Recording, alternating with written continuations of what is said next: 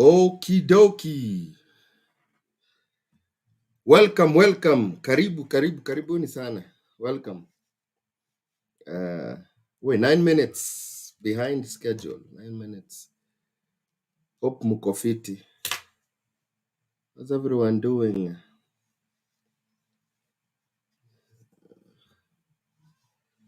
All right. Welcome.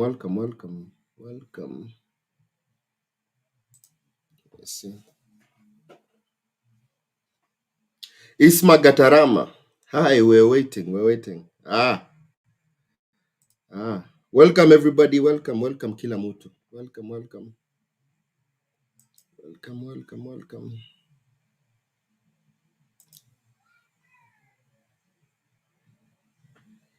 Karibuni sana. Welcome to another session.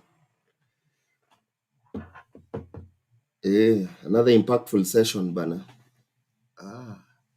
Peter Mutangili. Hello brother. Hello everyone.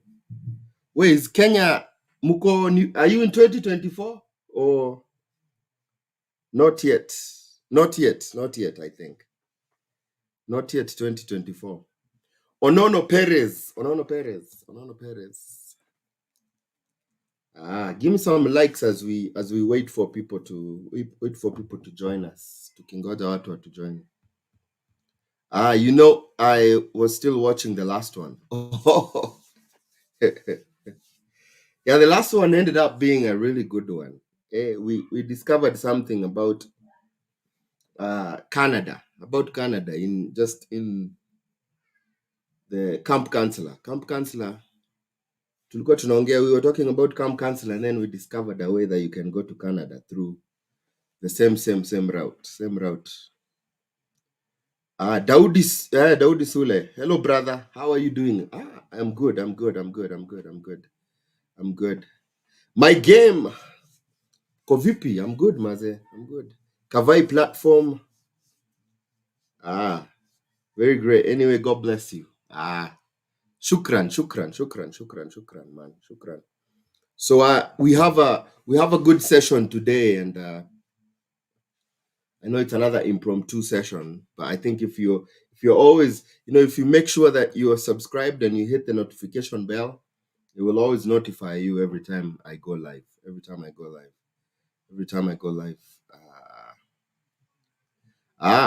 Hey, Onono is saying, hey, mind assisting in creating opportunities within medical field, specifically laboratory. And we'll see too, by the way, about our guest Leo to see if he can talk about that. So please ask me your questions. Niulizeni maswali zenyu. We have another good session, man. Another good session with another new good friend of mine, man, who I'm always excited to bring people to you, kuwaletea watu that someone that is willing to share their journey. And Tim is going to share his journey from all the way from Kenya to the US. It's through the EB3 visa. There's a lot of things. There's some of you I know you're joining us, and you have kids. It might also be a good a good session to see how can you set up your kids if maybe you want your kids to someday move abroad. This nursing and the medical field is really good. It's really good. It's a really good field that for the longest amount of time they've been bringing people, and there's always opportunity in the medical field. There's always opportunity in the medical field. Kim Bees, unauliza, how can I join live and ask questions? We can open that up. We can open that up later on. Clement Isoho, I can see you now.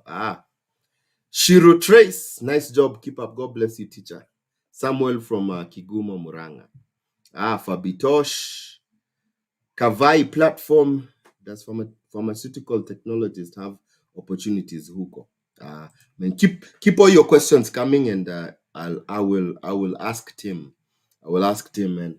But without, when people talk about nurses, you mostly, the picture that comes into your mind is, the picture of a female nurse. But some people don't even know that the men can be nurses too. And so I'm excited today to get a different perspective of, somebody who started their journey from Kenya, went to school in Kenya, and got an opportunity to come to the US and practice nursing. So he's gonna share with us a lot of information. Please ask as many questions as possible. But I'm excited, man. I'm excited for what we're gonna learn today. And so, without much further ado, man, hey, ladies and gentlemen, yeah, let's get this show on the road. Let's get this show on the road. Aya, let's go. What's up, my people? Welcome to my YouTube channel, The Kenyan American Home, or TV, whichever you're watching me from. And today we have an exciting show for you. And we're going to be talking about the journey from Africa, from Kenya to the US through nursing. And you can learn, what are some of the ways that you can be able to get into the US through the EB3 work visa. The EB3 visa is, it's a green card, but it's a work green card. So you come into the US as a permanent resident, which is it's a great way to start your life here, to start your life with with papers, which is really nice. And so I'm excited today, to learn about the medical field, to learn about other opportunities that are available in the nursing field, how you can move from Kenya all the way to the US as a nurse. And without much further ado, man, I'm gonna welcome my guy, Tim, man. I'm excited because you guys will get to know him, and man, you'll get to hear his story, man. Tim, welcome, welcome, Tim. Sema bwana ukoaje? Niko fiti bana, niko fiti.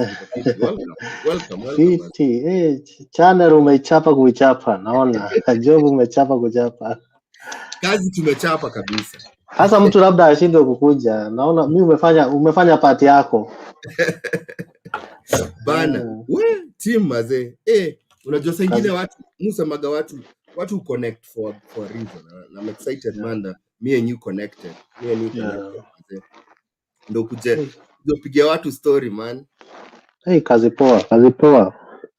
Asante man, asante. So, Tim, hata before tuanze anything. Yeah. Unajua bedhe watu fikiriaga manas ni madem. Oh.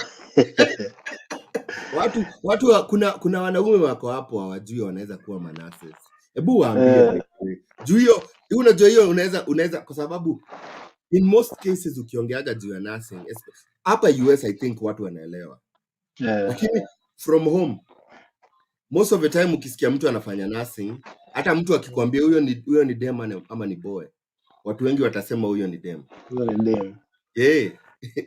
So actually when you tuliingia kwa school of nursing tuliambiwa tu nyinyi ni intruders, like wanaume kwa nursing we are more of intruders, ndio inaanza kushika pace. Ni kweli. So ukisikia mtu akona hiyo mentality inaweza kuwa ni kweli, ndio inaanza kushika pace, especially in Africa.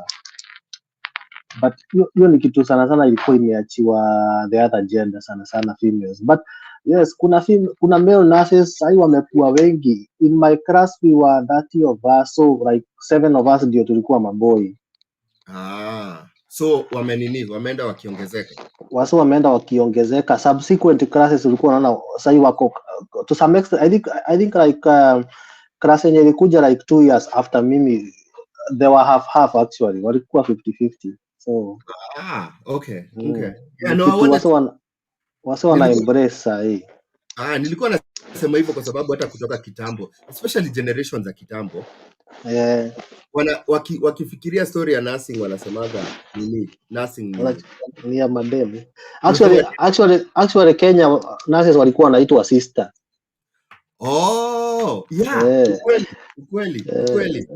So sasa zingine hata sisi tulikuwa tunajienjoy, tunasema wacha sister aende kazi. Hata sisi tunajiita sister, wacha sister aende kazi. So ni kitu najiita tu hivyo. But We, wako ni profession poa sana. By the way, ukiwa na hiyo uniqueness inakuanga poa sana, especially ukiwa job na madem wanasikianga more secure. Kama kuna mailers, maybe kama kuna mtu anasumbua vitu kaa hizo, mnahitaji place, mnalift mtu manpower, so wanafurahingi sana wakiona msee ako job, like wanasikianga secure sana. juu kuna So vitu madem by the way hawezi fanya. hawezi fanya. Wewe kama boy. Unaona msee ametoka, mnataka kumove kwa hii bed, mweke kwa hii bed, alafu ukiona kadem kenye kametoa huyo msee so wakiona boy amekuja, wanasikianga poa sana. So Tim, wewe ulikuwaga kutoka kitambo, you always wanted to be a nurse ama ulipataje kwa hii field?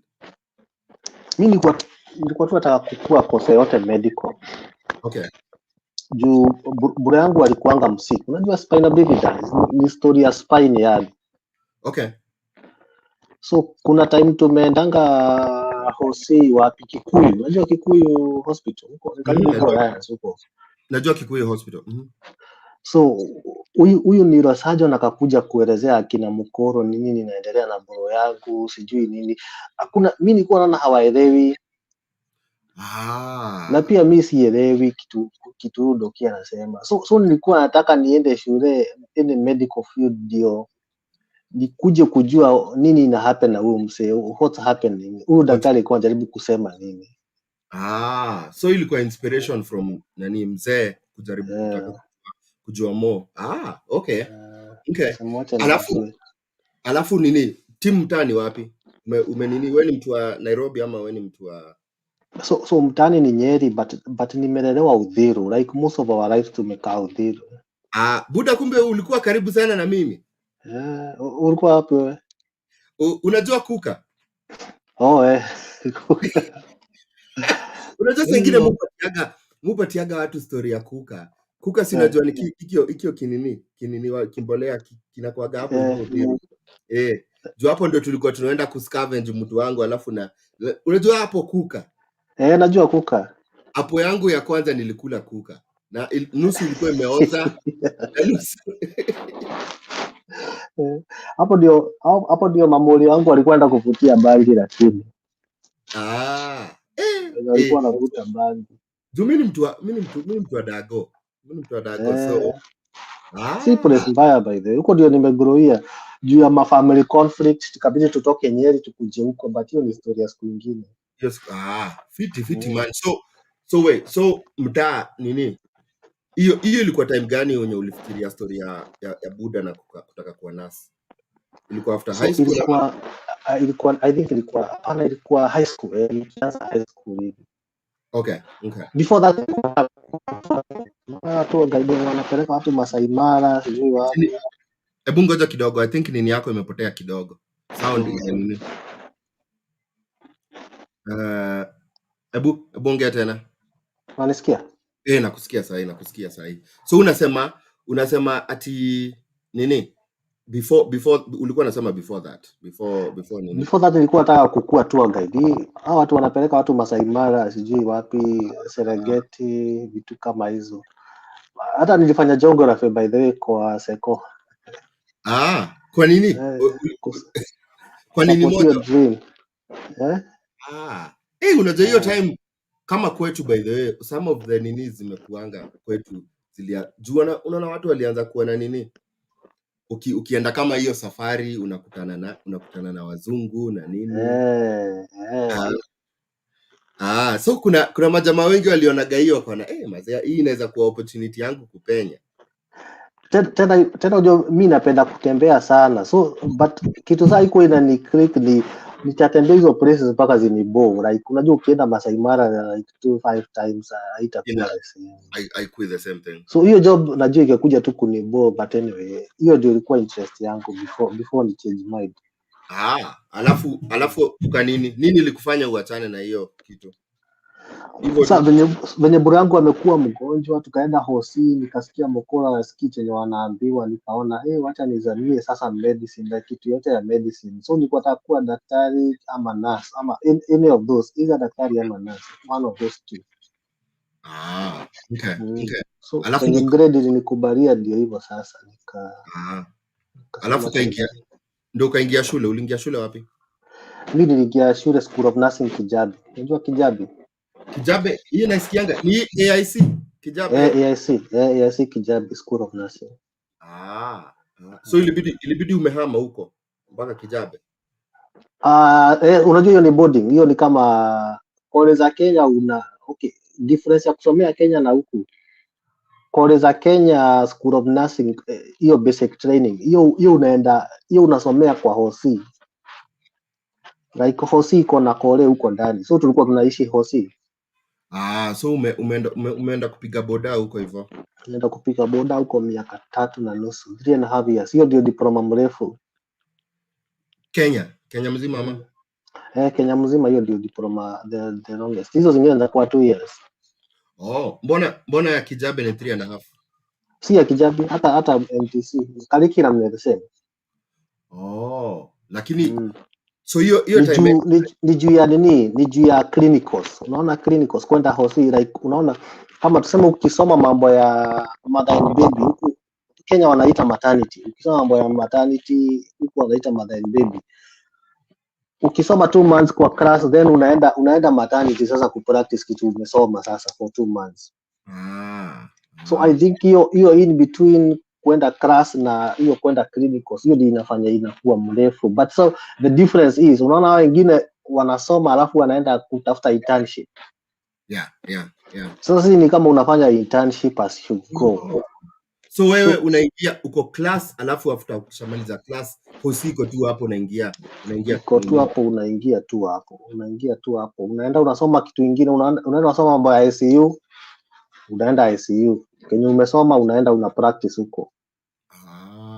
Ukipractice mambo ya emergency department, unaenda emergency department una practice huko. Na sasa ukisomea hapo umalize nini wako kuna job ziko available, so si inaweza kuabsorb ama kunaendaje hapo? Una graduate Friday, Monday unaingia wera. The same hosi? Ukitaka ukigraduate Friday, Monday uko kwa payslip. Nini mingi ziko hivyo ama ni Kijabe peke yake na ingine iko na missionary hospital mob huwa zina absorb nurses wao. But pia wa MTC, hata wa MTC akigraduate Monday, kama akikuja atafute job huko, akigraduate Friday, Monday ako ready, anaweza kuja atafute job huko na apate. So wewe ulimaliza ukakuwa absorbed kwa nini? Nikakuwa tu absorbed kwa system. Ilikuwa tuligraduate on a Thursday, mimi nilianza job Tuesday. Okay. Alafu so nursing you never go wrong anywhere Kenya ama hapa, haiwezi kupoteza. So ukimaliza hakuna struggle za kama vile watu kama sisi nimemaliza BCom hapo University of Nairobi. Kama ningekaa Kenya ningekuwa na kama kujaribu kutafuta kazi.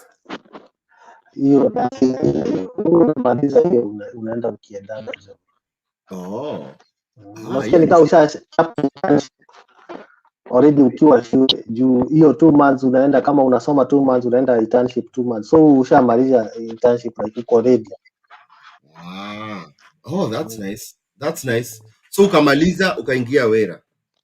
Ukamaliza School of Nursing ukaingia wera huko sasa. Uliingia department gani? Niliingia huko wanaita telemetry, Kenya wanaita HDU. Ni kama step down ya ICU. Unaona ukiwa ICU, ukitoka ICU mtu aendangi ward direct. Unaenda step down unit. So Kenya wanaita high dependency unit, HDU. Okay. Mimi so nilianza HDU sasa. So umeingia wanakuanzia mshahara ni pesa ngapi? Unajua hapa Unajua lazima tunaongea hapa. So, Ehe. so Kenya hiyo time hiyo ilikuwa 2014 Ehe. 2014 nilikuwa nalipwa nilikuwa nalipwa 32k per month. 32k. Okay. Na hiyo 32. 32 kwa standard za Kenya umelipwa poa? Hapana. Nalipwa baya. Si mbaya, but si poa. As in si poa. Hii ni kusurvive tu. So the only advantage na kuokolea ni unakaa Ocha. Unaona Kijabi huko Kimende. Si unajua Kimende, unaona Kimende huko ukipanda. Nasikianga Kimende ya. So kama una stay huko kama sasa hii one bedroom nilikuwa nalipa 4k. Oh, so umeishi Ocha, matumizi ni kidogo. Kaa ni boga unanunua sukuma za 10 bob hauwezi maliza. Juko mko Kimende mkuna mashamba. Kuna mashamba, watu wanatoa vitu kwa shamba, like hauwezi maliza nini. So okay, hiyo 32 ni kidogo, but hiyo 32 hiyo ni gross, sio net. Okay, so wakishatoa tax deduction inabaki ka 27 hivi. So hiyo ni kujipa, lakini umesema ukiwa Ocha at least itakunini. Ukiwa Ocha ulikuwa unabakisha kidogo ka 2k hivi, unabaki ka 2k kwa mfuko. We, hiyo sasa ushatoa ya entertainment ama hiyo 2k ndio pia entertainment? Entertainment ulisikia wapi?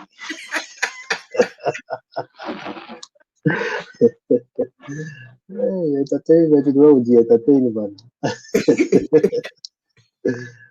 Entertain yourself. Kwa hivyo hakuna budget ya ati nini. Na unajua, lakini mi unajua saa ingine mushangaa. Juu Kenya uende nini? Uende Monday, Tuesday, Wednesday, Thursday. Uende anywhere out. Watu bado wana spend pesa. Unashangaa. Kenya, pesa ya sherehe Kenya haiwezi kosa. Afadhali kingine ikose. Ukienda hosi unapata watu wamekwama huko na mabills. Mtu amekwama huko juu ya 30k. Lakini ukitafuta club huwezi pata club haina watu. Imejaa nini? So umenini, alafu hiyo 32k wanakuongeza nini? Wanakupatia ka raise kila mwaka ama wanakupea ka raise as you go. Venye tu unapata experience sasa. Mtu anazanga nini RN4 after 1 year unaenda RN3 hivyo mpaka 1 sasa. Kutoka kuna hizo marevel. So hiyo inalingana na policy ya hosi. Okay. So ukishaanza kuwa supervisor unaweza ruka from 4 uende mpaka 2. Uende 2. So umechapa wera miaka ngapi hapa hivi? Alafu ndio tukuja kwa, najua watu wengi pia wanangoja vile uli transition. So hapo nilichapa 3.5 years hivi. 3.5 years. Hiyo 3.5 years ukiangalia ulianza na 32. Hii kama hiyo mwaka ya 3 walikuwa wamepandisha sana. Ilikuwa imefika 37k. Ai, wacha mchezo. 37. Giri 5 miaka 3.5. Hiyo iko hivyo sasa. Gai. Ai. Kenya watu wanafinyiliwa. Kweli something need to be done. Watu wanafinyiliwa sana huko. Mimi najua mpaka hata nimekuhurumia na we 32 to 37. Sio unaonaga sasa. So ndio unaona ni kijamu sana, ni ukiona nasukuma watu kujeni. Hiyo ndio inafanya nivute watu na fujo sana. Gai. That's why I push people. Hiyo lakini hiyo ni mbaya. We. Hiyo ni mbaya. Iko serious, ni serious.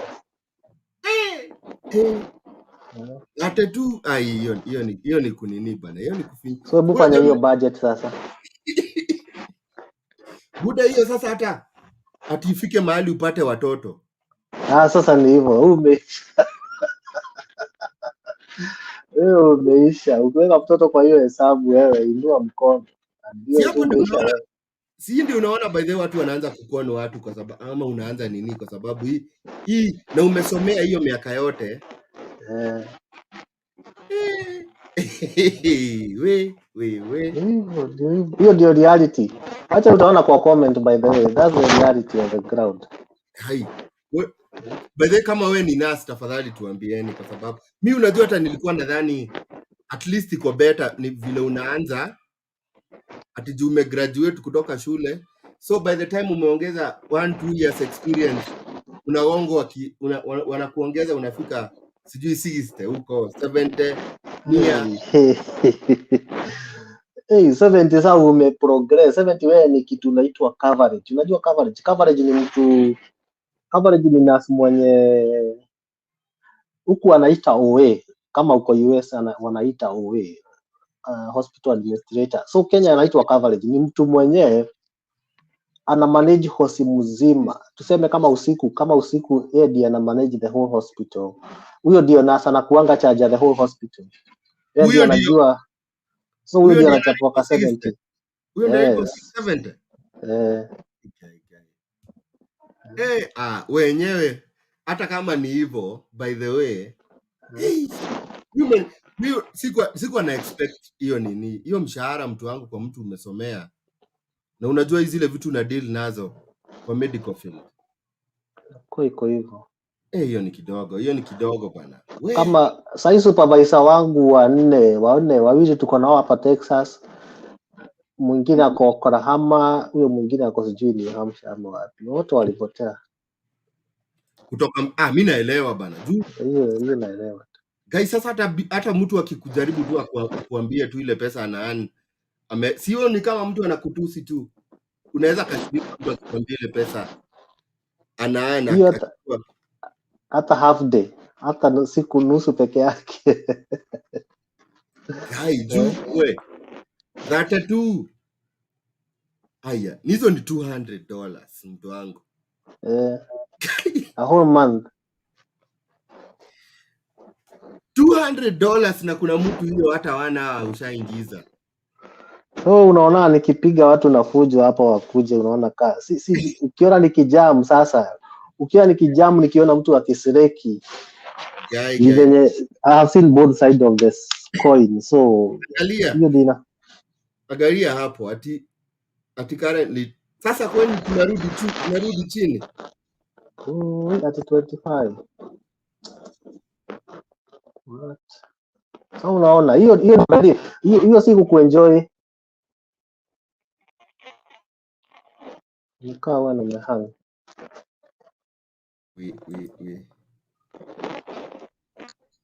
Hiyo ni normal. Hiyo ndio reality, by the way. Yeah? Hiyo ndio reality. Man, mimi sikuwa najua ni serious. Mimi najua hata tukiongeaga nilikuwa nadhani at least ukikuwa nurse uko comfortable kimaisha, unaweza jininia. So mwenye ako comfortable kiasi ni mwenye ako place kama KNH hivi. Unaona kama Kenyatta? Kenyatta, MTRH ama hizi hosi za gava hizi kubwa. Lakini hizo nazo kupata kazi. Sasa kupata kazi hapo ni ngumu.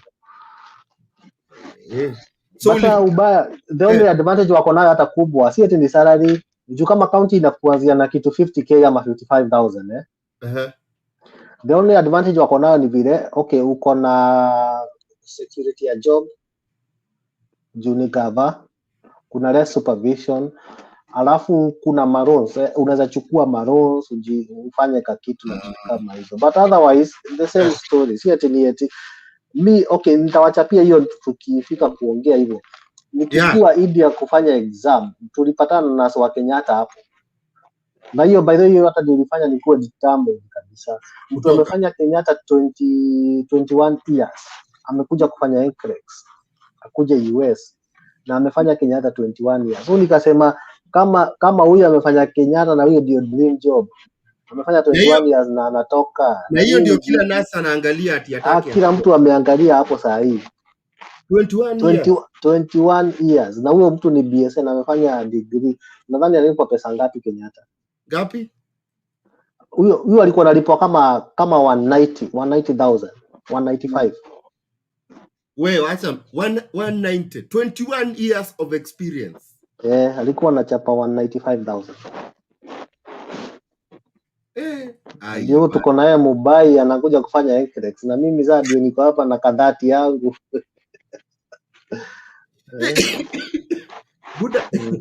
Buda hata mtu anaosha choo huku haezi niniwa hivyo. Haezi chukua hizo, haezi chukua. Hizo atakutusi ukimwambia. So ulifika wapi by the way? Hii macho ikafunguka. Ikakuwa mimi hapa yenyewe siwezi kaa. 32k mtu wangu bai. So I think sasa tunaweza anzia sasa slide sasa ndio nikuambie venye nilianza story sasa. Wacha let me nini. Hata before tuanzie slide anyway. Before hata tuanzie slide. So hii story ya kuja hapa ilinipata accidentally. Hiyo time ilinipata accidentally 2017 hivi. Ama 2016 hapo kama nimefanya job 2 years. Kuna jamaa tulikuwa nafanya naye job.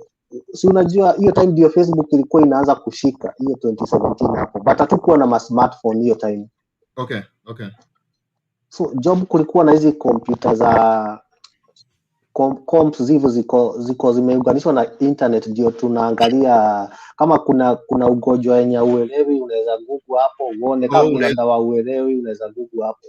Okay. So saa zingine sisi tukikuja job mtu alikuwa anataka advantage una log in account yako ya Facebook tu kusalimia wasee kuona venye kuko hivi. So ndio jamaa mwingine kama amelog in hapo kwa Facebook akaniambia cheki wakora hapa ati wanapeleka watu US. Nani anaweza kutoa Kenya akupeleke US? Alikuambia ni ati cheki wakora. Mascammers. Hiyo time ndio mascammers walikuwa wameanza kukua wengi Kenya. Okay. So mimi niliona hiyo advertisement hapo ati do you wanna be a nurse in US? Sijui apply to avanthealthcare.com. Hiyo ndio employer wangu. So mimi huyo jamaa akaniambia cheki scammers hapa. Mimi nikamwambia hebu acha usiscroll kwanza acha nione. Acha tuangalie. So nikaandika nikasema nikikuwa free tu hivi sasa uko na downtime umepeana dawa saa 4 hakuna job mingi. So mimi nikaandika tu hiyo kitu hapo chini tu.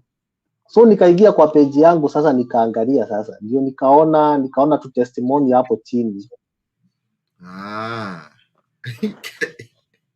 So ungesikiza best yako by the way. Sasa ingekuwa nimezama hivyo. So kuna morio wangu yako amenichanua but nilimuuliza si tuzamie hiki kitu tuone venye itatufikisha, what's the worst that can happen. Tujaribu. Unajua msema venye aliniambia mimi niko kwa system already. Aliniambia yeye ako kwa system already. Yeye ashaanza process. Hapo amenichanua ashaanza process. Lakini Wakenya, unajua Wakenya inakuaga lakini sikutaka kwetu. Ni vile tu tumelelewa tu na vitu zenye tumeona tu. Nikiambia mtu kila kitu anaenda anakuharibia. Anaenda anakuchomea. So aliniambia mimi niko kwa system but usiambie mtu. Huyo msee alikuwa anangoja kwenda kufanya exam India. Wewe ungesikia, na I'm sure angekwambia hata ungemuuliza anaenda kufanya nini India angekwambia ni kitu kingine. Unajua hata ungejua huwezi jua hata simsi ataenda tu chini ya maji huwezi jua. Ya maji. Sasa kaniambia kitu ni real. Kuna best yetu ameenda. Hapo karibu alikuwa karibu kukuja US. So kaniambia kitu ni real. Wewe fanya hivi. Unajua umeijua wewe changamka. Ukiona kuna mtu anaweza kanyagia story mchanue. Waseo tuingie kwa system tuone venye kwenye itaenda hapa. Huyu best yangu venye nilimwambia hivyo aliisha. Huyu jamaa mmoja alikuwa ameniambia ni con game. Nikamwambia nitaanza hiyo story. Aliisha. Mimi nikakaa tu kwa computer nika-apply tu. Juu anakucheka anaona wewe utagonga. Anangoja kikurambe. So alikuwa ananiuliza so tukipatana huko kwa ward alikuwa ananiuliza na unaenda America lini? Ananichekelea, ananiambia bado uko hapa Kenende. Namwambia tu niko hapa tu. Hiyo story nikamwambia So nikaona venye ameinsist, nikamwambia hiyo story ni ya uongo, hakuna, but mi bado nafuata tu. So mi nilianzanga kama hivyo. Sasa hiyo ndio story yangu ilianza hivyo. Sasa tu hivyo kima, I would say ni accidental. Na ukaanza, so wewe ukaenda hapo sasa, ndio acha nianze slide ama tuendelee tu? Anza slide sasa. Sawa sawa. Hiyo ni funny sana by the way. Yeah. Na best yako bado ako nini? Huyu msee ni kama hiyo kitu, ni kama laana ilimshika. Alijaribu hiyo kitu, imemshika kabisa. Alijaribu ikakataa? Ilikataa kabisa. Alianguka X mara 4 sijui give up. Mara 4? Mara 4. We, sasa mara 4 wanakulipianga by the way uende nini India kufanya? Tutafika kwa hiyo, iko kwa slide ya hapo chini. Sawa sawa. Haya, wewe niambie basi, mimi niko hapa nitakuninia. Endelea. Sawa. Anyway, sasa okay, so Owen, so nilikuwa nimeprepare hizi slides at least ndio ni organize notes zangu, nisiskip step yoyote. Okay. So kama mtu wako hapo Kenya, yeye ni nurse ama tuongee Kiingereza ama?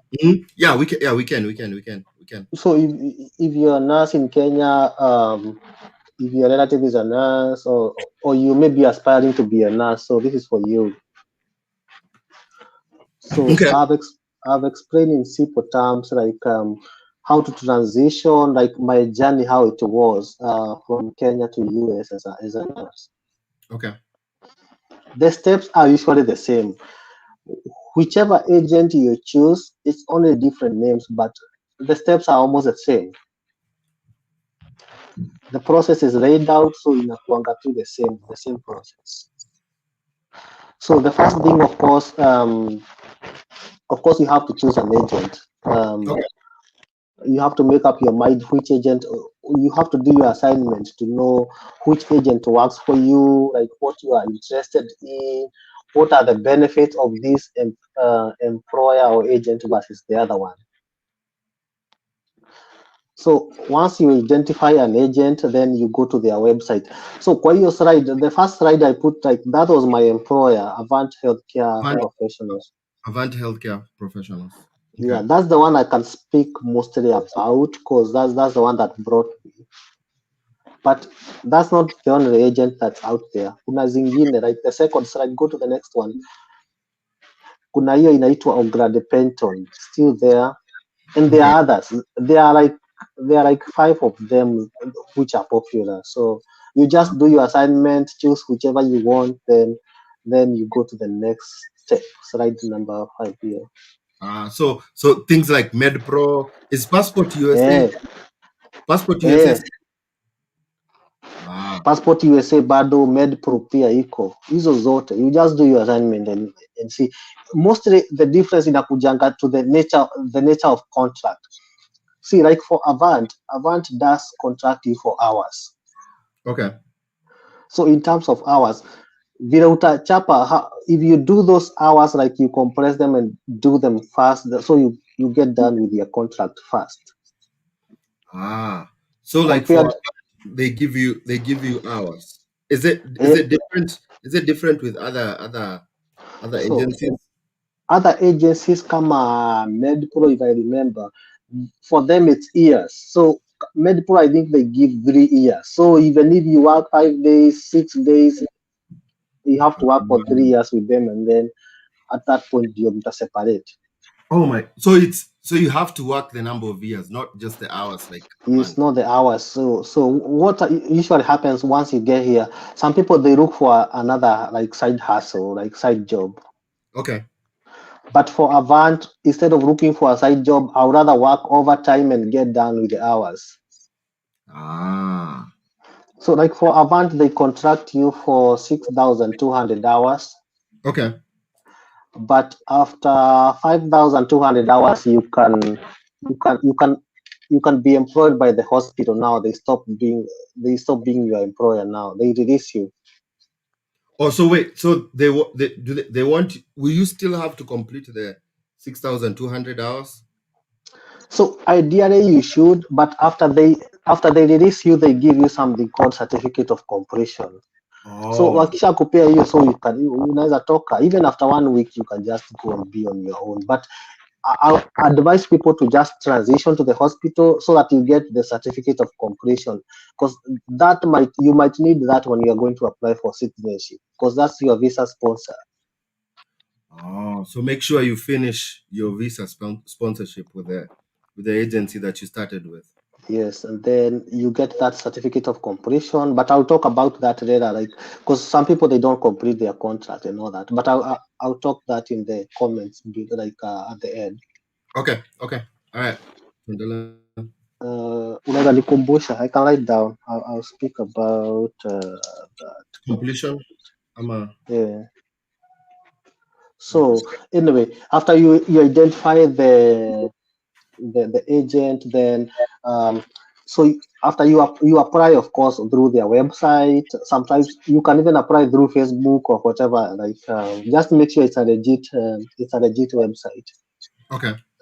So what usually happens, they give you a welcome email. They will send you a welcome email, like we have received your application and all that. And then mostly they will allocate you a special recruiter. Very important point. They will allocate you a special recruiter. Like that's now a person now. Like you get to know the name of that person, and that's the person who will be responsible for your journey. That's the So person who will coordinate your journey, everything, step to step, and all that. So this is the person that you'll get updates from. They'll tell you everything, what you need to do. Okay. Yes, and if you have any question about the process and all that, that's the person who will be following up everything. Okay. So very important there to know the name of your recruiter and to get to connect with them. Okay. Yeah. So on the next one, Yep. so this might vary with the agency a little bit, but it's usually almost the same thing. Okay. So mostly they require to have a valid nursing license, like for they say 1.5 years to 2 years, but mostly they say 2 years. Okay. So let me note something here. It has to be bedside experience, not like a manager. I'm an educator. So they prefer somebody who is at the bedside, because the US is not looking for managers. They are looking for people to work at the bedside with the patient. So they are not looking for educators. They are not looking for managers. They are looking for people to work at the bedside for now. So that's what's needed. Okay. So if you just a heads up, so if you are there, you are a manager, you want to come to US, hata afadhali sasa ukanyange hiyo story, sema unafanya kazi bedside, because you've been at the bedside, you know how to work around it. Some people think that if they say they are a manager, they are supervisor, it will give them an upper hand. That might work against you. Because they already have they have the managers. They have their own managers. They don't need a manager. So there's something I tell people. Whenever you are engaging with these people, feature makucha, hide your clothes. Wait. What do you mean hide your clothes? What I mean is don't overexpose yourself. I'm a manager, I do this, I do that. Just go with the basic. That's what they need. So once you get here, you can show them your skills, what you have. I can be a manager, I can be a supervisor, all that. Once you get here, they will see it. And you can be whatever you want to be. But for the time being, if you are applying, just be simple. You are bedside nurse. That's what they need. So just meet the basic nini.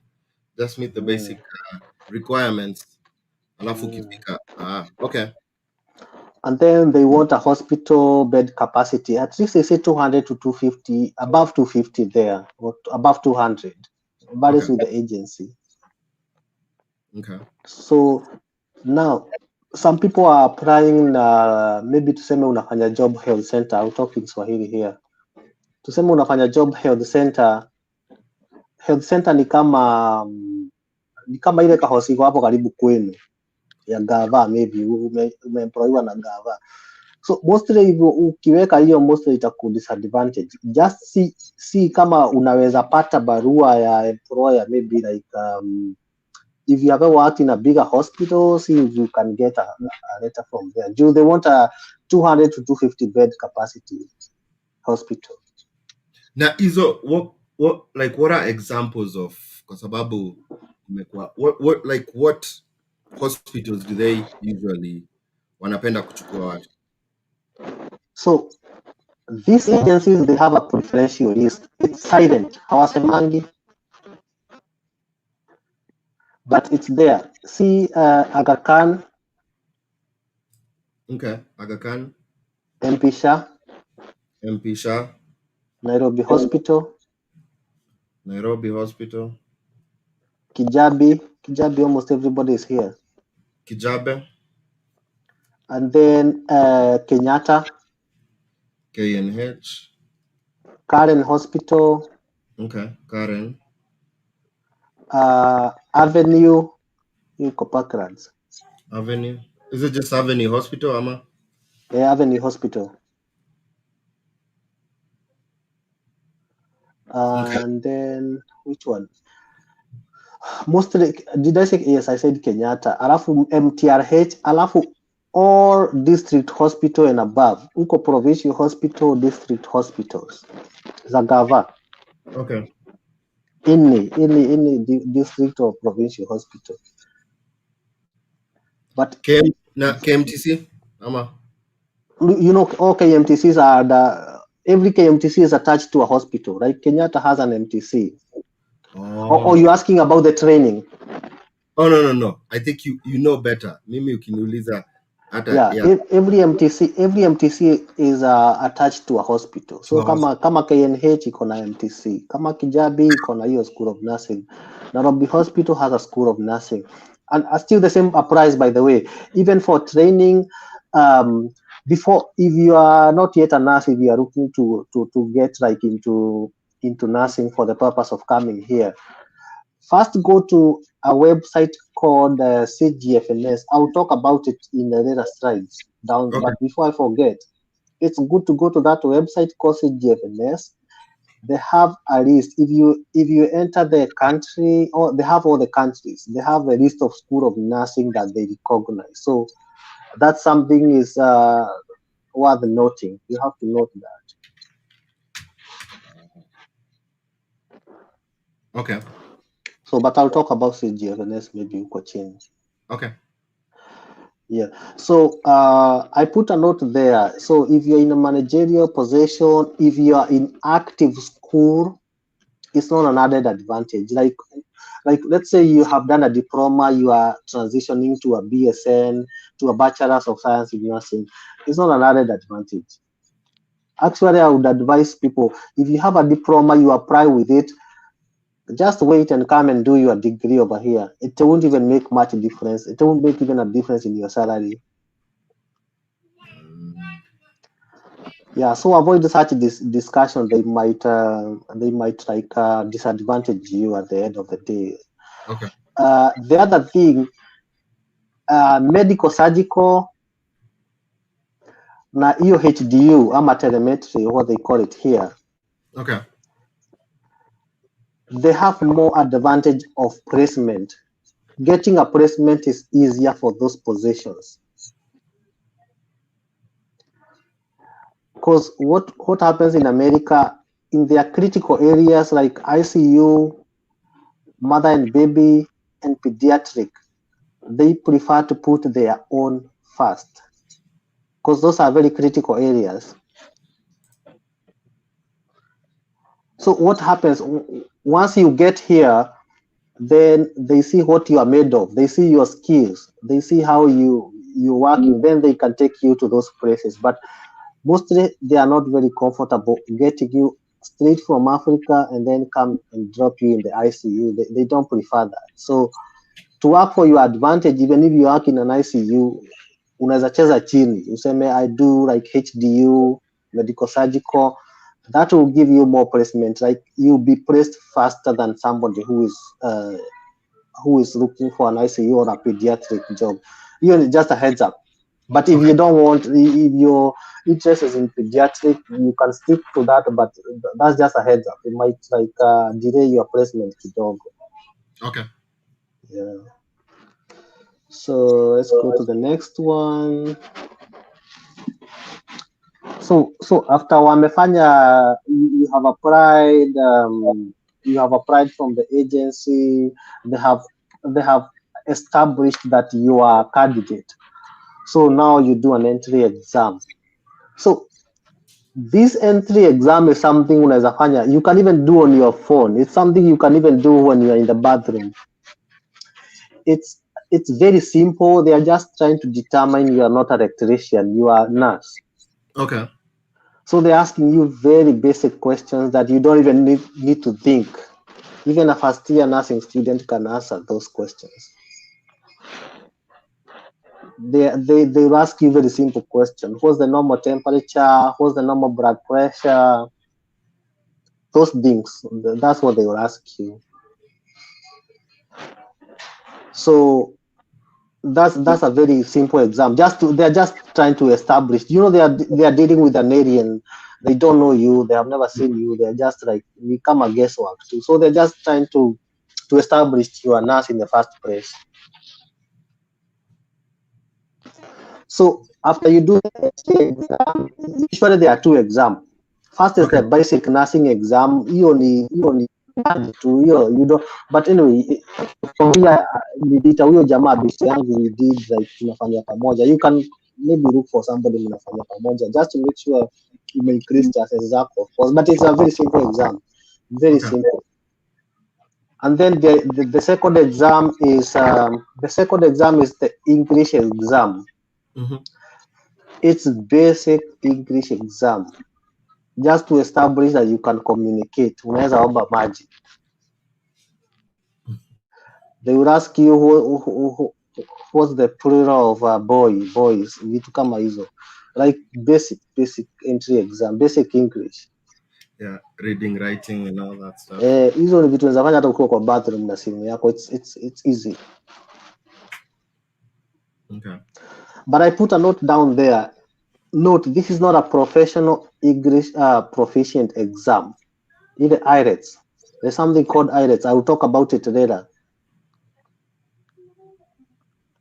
So at some point you will be required to take this professional exam. This is not easy. This is not like the one I'm telling you about.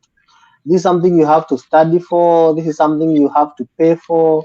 You have to go to the British Council to do this. This is a very serious exam, but anyway, I'll talk about it later. Okay. So some of the agents nowadays, they require people to start with this, to do it fast before they start the process. So you do your IELTS before they take you through the process. Yes, sometimes some of the agent, they are requiring you to do it fast nowadays. Okay. But IELTS is not, it's not hard. You just like, if you just watch YouTube videos and all that, you're able to take it. It's not like hard, it's not difficult. But I'll talk about it like later maybe. There's one slide about IELTS. But anyway, so we have applied now. We have been accepted. We have done those entry exam, very easy exam. Then we go to the next one now. Alright. So now they do something called, I'll say in quotes, they call it interview. It's not an interview. It's they call it an interview, but it's kind of giving you information. They are kind of laying out the process. This is what is expected of you. This is what is gonna be done and all that. So it's just like familiarizing you with the process, like what's expected of you. It's not an interview. I don't even call it an interview, but that's what they call it. So this is gonna be with you. You remember the recruiter I told you about? Yeah. Now you get to hear the voice of the recruiter. Okay. You get to connect. They get to know you one-on-one. Okay. So after hapo, then you open a CGFNS account. This is very important. they they will help you. They will pay for it. This CGFNS account is $350 kufungua. That's like 40,000 Kenya shillings. But But they will pay for they you. will pay for it. They will pay for it. All they need you to do is to set up the account, but they will pay for it. Okay. Yeah. You remember with my 32,000 salary, so nikiambiwa nifungue account kama hii, hapo unaona nimeshakwama sasa. Yeah, more than your 1 month salary. That's more than my 1 month salary just to open that account. So this GFNS thing is very important. That's the person who verifies document for nurses who are trained internationally, like nurses who are trained outside the US. That's the body that verify documents for them. Okay. So they open the account, they pay for the account, then you open the account. So they give you a code, an opening code. Then you go enter your name and all that, all your details. Okay. So if you are doing the process by yourself, then you have to open the account and pay for that money. But if you're with an agent, they will pay for that. Okay. So they will also like register your like online running platform. So nursing in Kenya and nursing in US are a little bit different. So there are some very basic things they have to teach you. They have to teach you how to take the US RN exam. It's called NCLEX. I'm sure by now most people are familiar with it.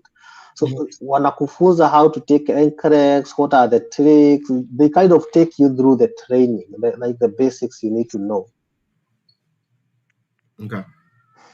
So once they register they make you register those online training accounts. They have contract with some like training materials companies and all that. So and also they will send you some running materials. Huwa nakutumia vitabu. They send you like books. Sometimes they will send you an USB, like USB with a lot of information. Like it has books inside there, like ebooks. So you can read them on the computer. And other helpful materials for you to kind of To get ready. to get ready for the exam. Okay. Sasa mambo imeanza kuchemuka. So now we go to document verification. So you remember the CGFNS I told you about? Mm-hmm. So CGFNS now, once you open account, they will require School of Nursing. The School of Nursing you went to. If you went to Kijabi, if you went to MTC, they will send you a form, and that form will be filled by the School of Nursing.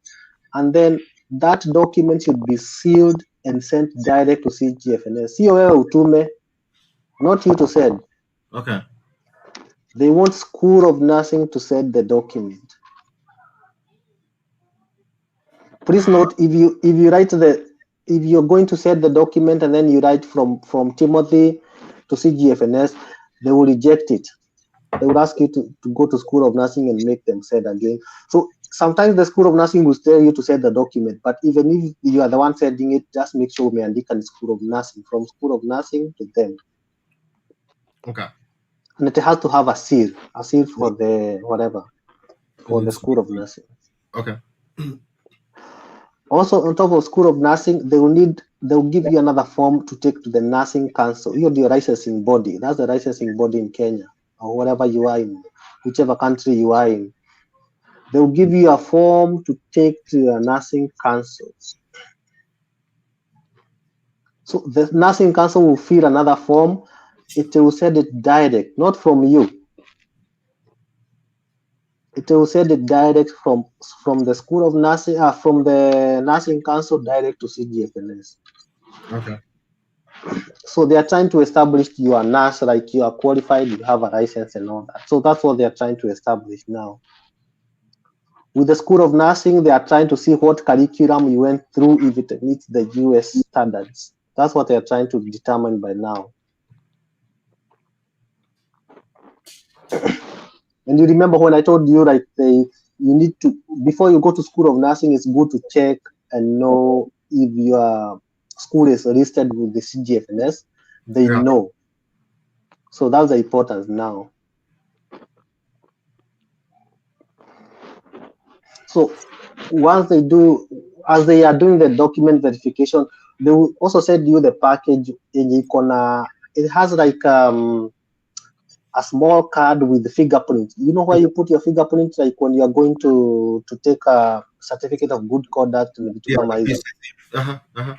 Police clearance certificate. Yes, they will send you such a document. So that document you take it to the to the DCI kwa kama Kiambu huko kwa DCI. Okay. Okay. And then so they verify, they put your fingerprints there, they record your fingerprints, and then inatumwa kwa FBI. It's an FBI document actually. Oh, and then the FBI does your background check and everything. The FBI will do your background check, and they will also be stored for posterity in case anything ever happens. They will be stored by the FBI. Wait, team, I know previously you mentioned no criminal activity. Yeah. Are there like some that are, I don't know, is there like maybe it's a felony, or like what if ulishikwa ukiiba kwa duka? Those are not things that can stop you. Or But misdemeanor? the criminal records they talk about, let's say you are caught doing some frauding, ama you are practicing without a license. So those are the ones that Hizo ndio sasa zitakufungia. Okay, let me to put it in a simple form. Anything that will stop you from getting a good conduct in Kenya. As long as you can get a good conduct in Kenya, you are good to go. Okay. Yeah. So hizo sijui uliiba kwa duka, but mtu asiibe hizo, those ones cannot stop you. Watu wasiibe kwa maduka. Okay. So anyway, as they are doing the document verification now, it takes time. Document verification actually takes like almost 6 months. 6 months. They take their time. So Okay. as they are doing the document verification now, you have started very intense training. So now they are preparing you to take the NCLEX. They are very serious. You have to, hapa sasa ndio kujituma inakuja. You have to be very committed to study. I know we Kenyans, we Africans, we don't like books. Hatupendi kusoma sana. But on this one, you don't have an option. This one you have to read. This is where your effort now comes in. You have to go deep into your books, because now it's required. It's not even like it's not an option. Hapa lazima usome. You need to study. You need to study. I can't insist enough on how much you need to read. But buku unahitaji ukule buku vizuri. They'll keep you doing like minor tests, like just to check your progress. They want to know where you are to gauge if you are ready for the exam. So is this like a self, like a self? Yes, self-assessment test, continuous test. Kuona tu the vitu tunafanyaga hata School of Nursing, they do that in the School of Nursing, so it's something they are familiar. Okay. They just want to know you are not like left behind. Also, they want to optimize your chances of getting like to pass the NCLEX, of course. They want to optimize your chances. Okay. SAT. So as they are doing that, also at this point, it's good you keep track of your documents at least. Nursing Council will give you, after they said your document, they said with the UPS. And the School of Nursing also said with the UPS or whatever carrier they choose. I advise people to tell them to send with the UPS or FedEx, so that you can have a tracking number. So it's good to keep track. You know how far your documents are. Wanakupea tracking number, you can keep tracking that. Okay. You keep pushing and pushing, like to make sure they are sending them. You Kenya unaweza kuwa na delay sana saa zingine. Okay. Especially with the Nursing Council, they don't want to release nurses. So sometimes they will hold your documents there. So if you don't insist, sometime if you don't follow up, then your process will not go. The process will not go, because CGFNS will not start your process until they receive every document they need. They don't start with half the document. They want all the documents there. Okay. So once the GFNS is done with their verification of documents, they give you something called ATT. authorization to test. So by this time, your employer will will register you with the Board of Nursing. Come on, I was registered with the Texas Board of Nursing. Okay. Wait, For you now, to take do you, of like you said, you are registered with the Texas? Is this, yes. you'll tell us in the further slides, why Texas? Why not, why not So what California? happens? Some of these states, there are some states with something called board exam. Before you take NCLEX, you have to take a board exam. Mm-hmm. Some of the states, they require you to have a social security number before you can have a nursing license. Okay. Some states, they require you to have a physical address in the US before you take NCLEX. So the employers or the agents, they have already done their research and they know which state they don't have all those requirements. So Texas is one of them. Okay. They have Texas, they have Indiana, and I think Pennsylvania. But anyway, it doesn't matter much whichever board of nursing you do with, like as long as they don't have those requirements. But most of the agents will go with the Texas board of nursing. It's much easier. For you to get everything ready so that you can sit for the exam. Yeah, you can sit for exam. So Okay. this authorization to test is the one they said to Texas board of nursing. Okay. Alafu they said it to somebody called Peace and View. So Peace and View is the person who tests for NCLEX. That's the testing center. Umepotea kidogo, Tim. Wait, say that again. Say that again. I think. Unanisikia? Yeah. Say that. Repeat again on Pearson View. There's somebody called Peace and View. That's the person who is. Oh, unanisikia? Umenini. I think ukienda kuongea hiyo inakuwa muffled. Hebu ongea tena.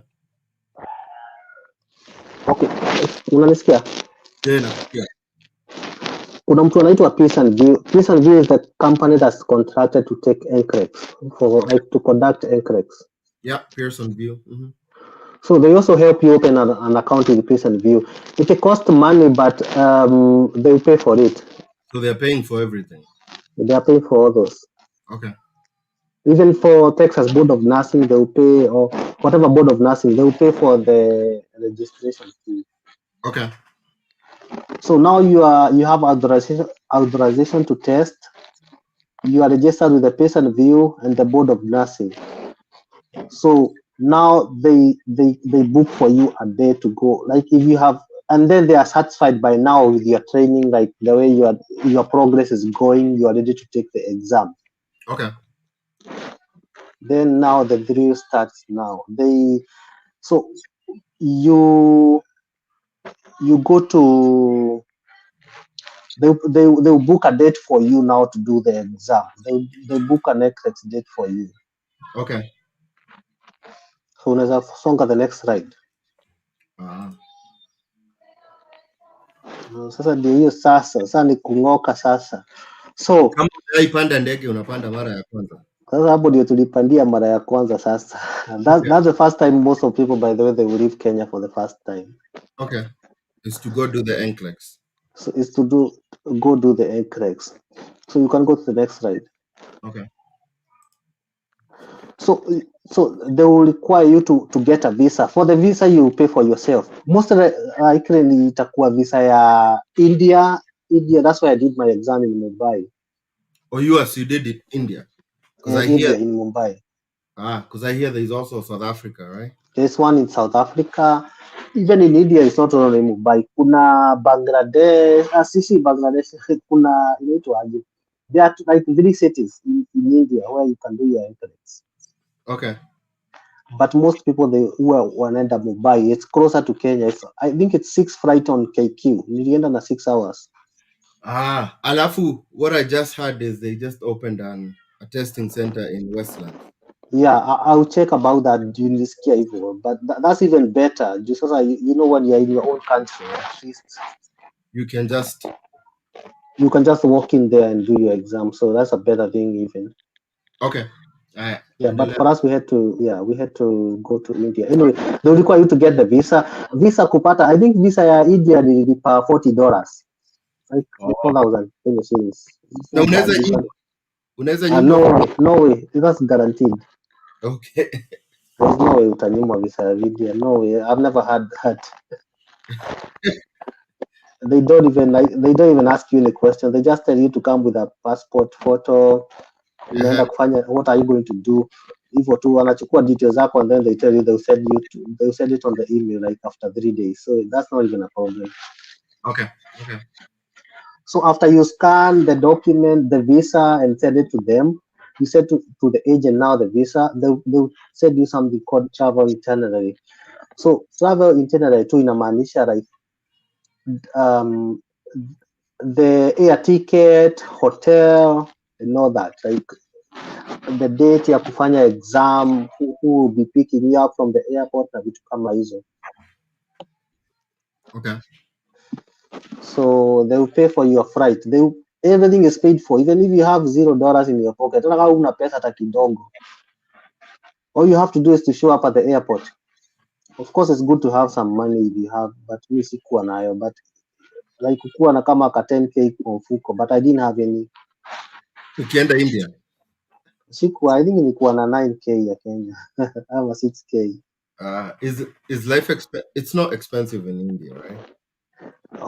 It's not expensive. It's very cheap. It's pretty much like Kenya. But you don't even need that money. Everything is paid for.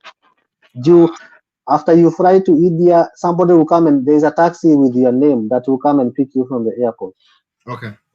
And they give you a number of the hotel.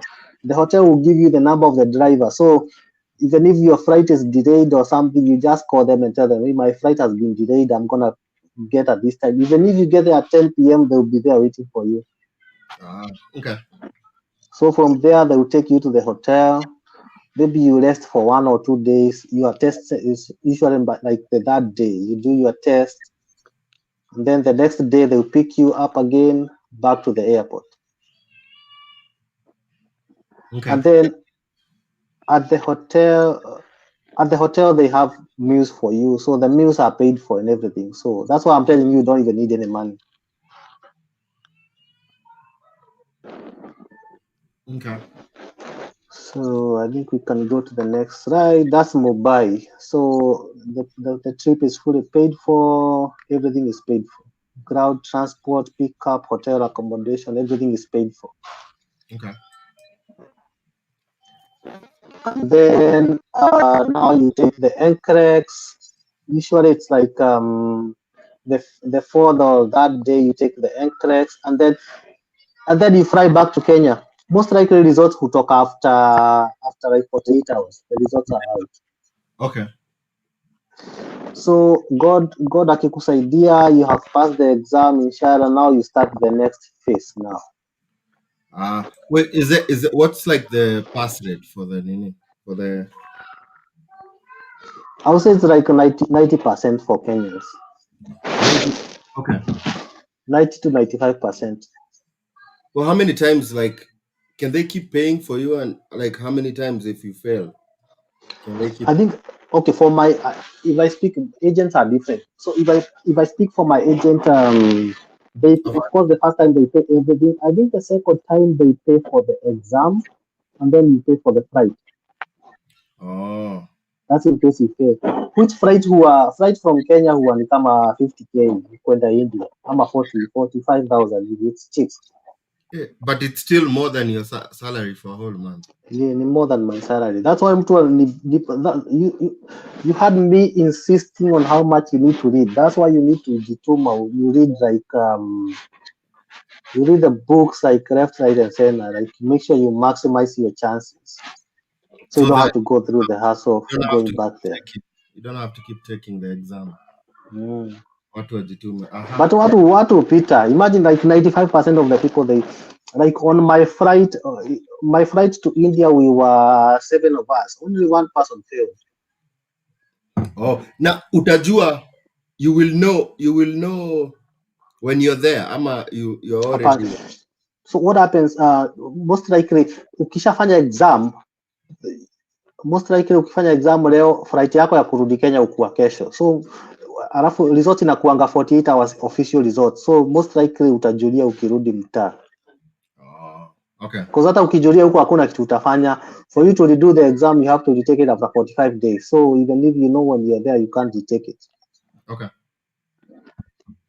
But there is a way of checking. There is a way of checking kama umeanguka ama umepita.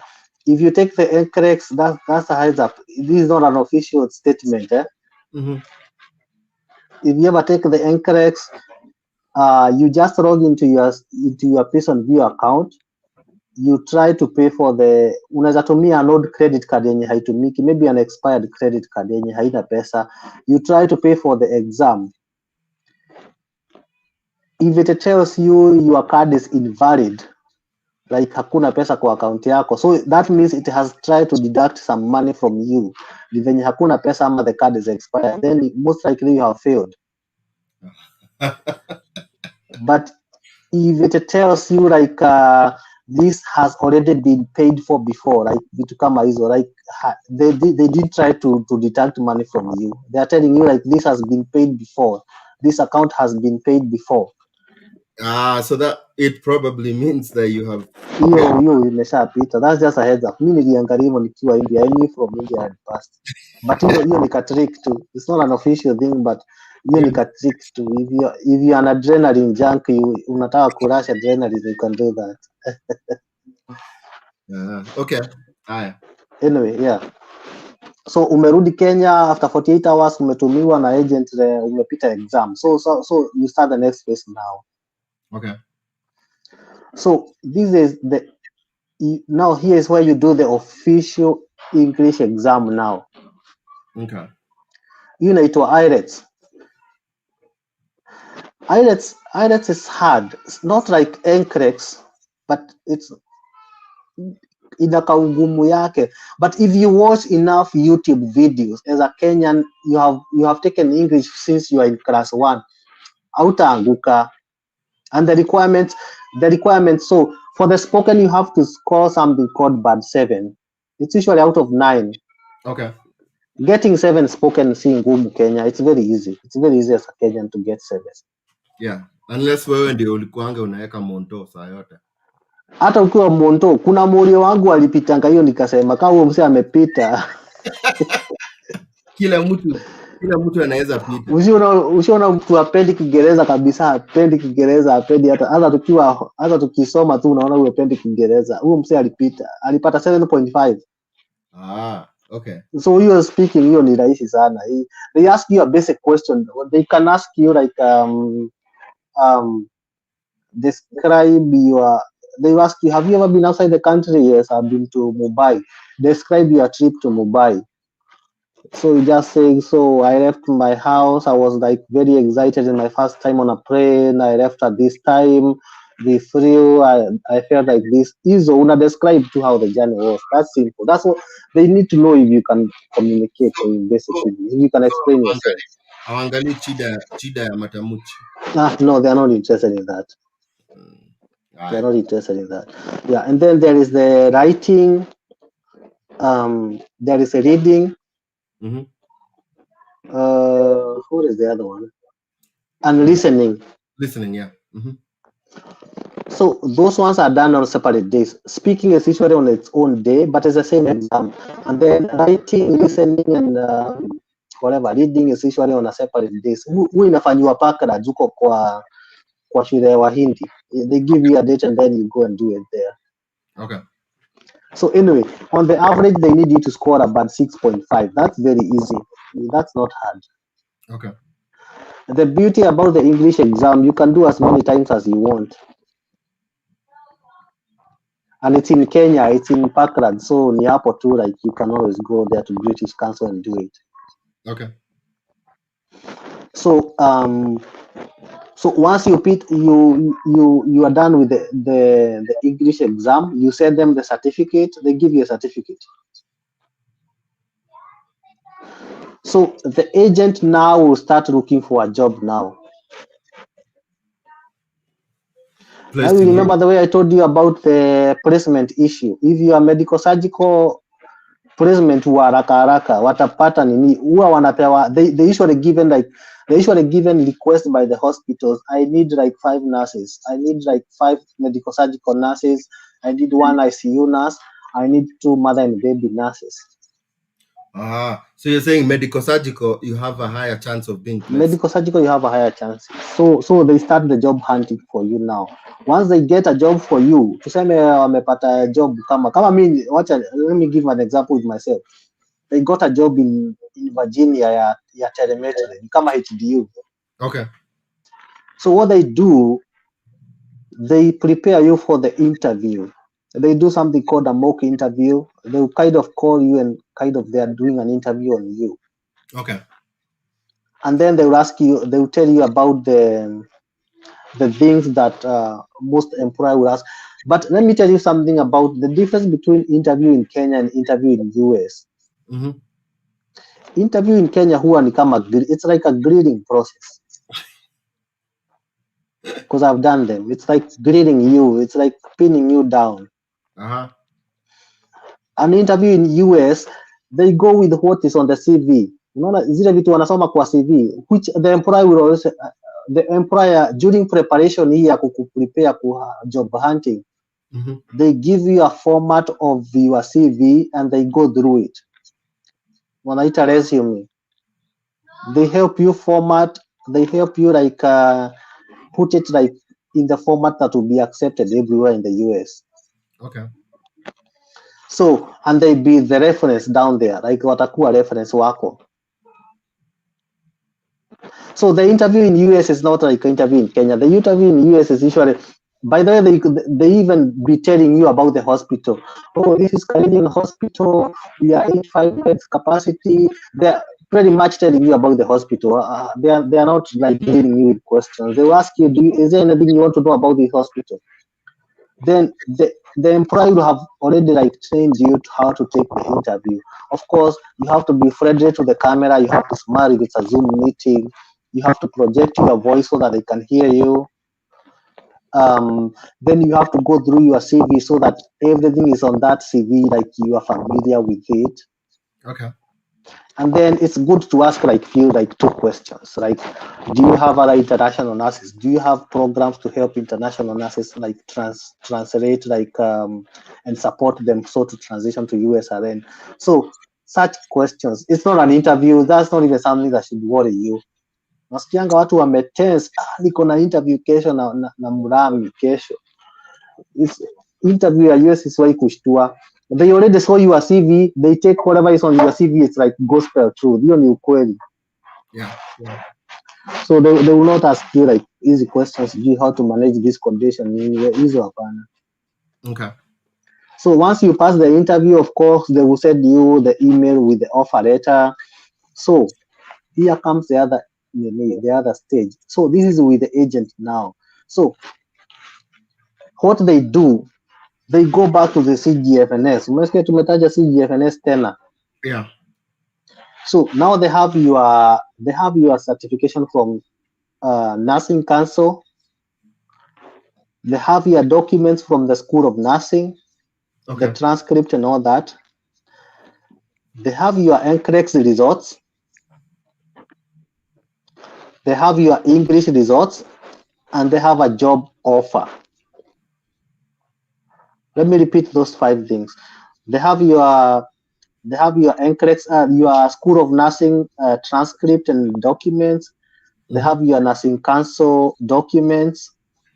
They have your NCLEX results. They have your English results. And they have your job offer. So they combine all those documents and they condense them to something called visa screen certificate. Sasa ni wacha nikuambie sasa hii ndio sasa inaitwa the real deal. You see that visa screen certificate? Hiyo sasa ndio, that's the bomb. The visa screen certificate is what is sent to the immigration. Our immigration attorney, that's what they send to the embassy. Okay. That's a very strong document. Hiyo sasa ukienda nayo hapo kwa embassy sasa inakuwa imetumwa hata mbele yako. So hata kama unafanya hizi vitu individually, this is why you need the agent now, the immigration phase. Unaenda uko kwa hiyo phase already. Niko hapo. So they apply for you, they file for you a case, unaitwa filing a case at the embassy, and they give you a case number. So once they file a case, that they use that visa screen certificate. If you are married, they also ask for your marriage document. If you have kids, they ask for their passport for your kids and all that documents. Okay. And then they sent an interview. The embassy will kind of give an interview date for you. Okay. And then this is the difference here. Most people, when they are going to do the interview, after the interview, you pass the interview, then you go to the medical, the BOM. Here's the difference with us. When you have a visa screen certificate, they send you to the BOM, to the medical before. What does that tell you? Hiyo inakuambia they almost sure wanakupea visa. It's almost guaranteed. See, guaranteed, but it's almost. There's a 99.9 chances utapewa visa. Okay. So they give you a visa for you, your wife, and your kids. So ile siku watakusetia interview, ndio hiyo sasa una show up hapo. So actually mimi kwa hiyo dirisha sikumaliza more than 3 minutes. And something I tell people, the person who interviewed me, she had glasses. Alikuwa na glasses, alikuwa anavaa glasses when unavaa glasses. So when I was in front of that lady, I could see computer yake ina reflect kwa glasses yake. So mimi niliona amepull hiyo visa screen certificate, ameipull hapo. So naona kwa glasses zake kwa computer kenye iko reflection. So when alipull hiyo visa screen certificate, tu nilisikia ameniambia nipatie hizo passport zako. Give me your passport and tell me where you want your visa. Okay. Aliniuliza tu unaenda wapi na unaenda kufanya nini? So hakukuuliza yote. No other question. Aliniuliza naenda wapi na naenda kufanya nini? But hata akiniuliza hizo vitu, I could see she was not even listening to me. She was busy processing. Alikuwa busy processing other things. Hata hakusikia kitu nilimwambia. So that tells you when you have that visa screen certificate, you are not even going for an interview. You're just going for a technical appearance. Nenda unatoa ka green paper, saa ndio ni hivyo sasa. Unaambiwa uende uchukue nini yako. Uchukue visa yako maybe to whatever address utachagua. Inatumwa DHL. Inatumwa DHL na DHL. Hataki kukuona hapo tena.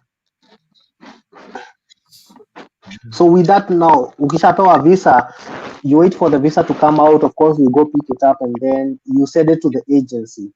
So ukisend hiyo visa kwa agency sasa, wanakuambia sasa ni nini? Sasa resign job yako sasa. Wacha kazi.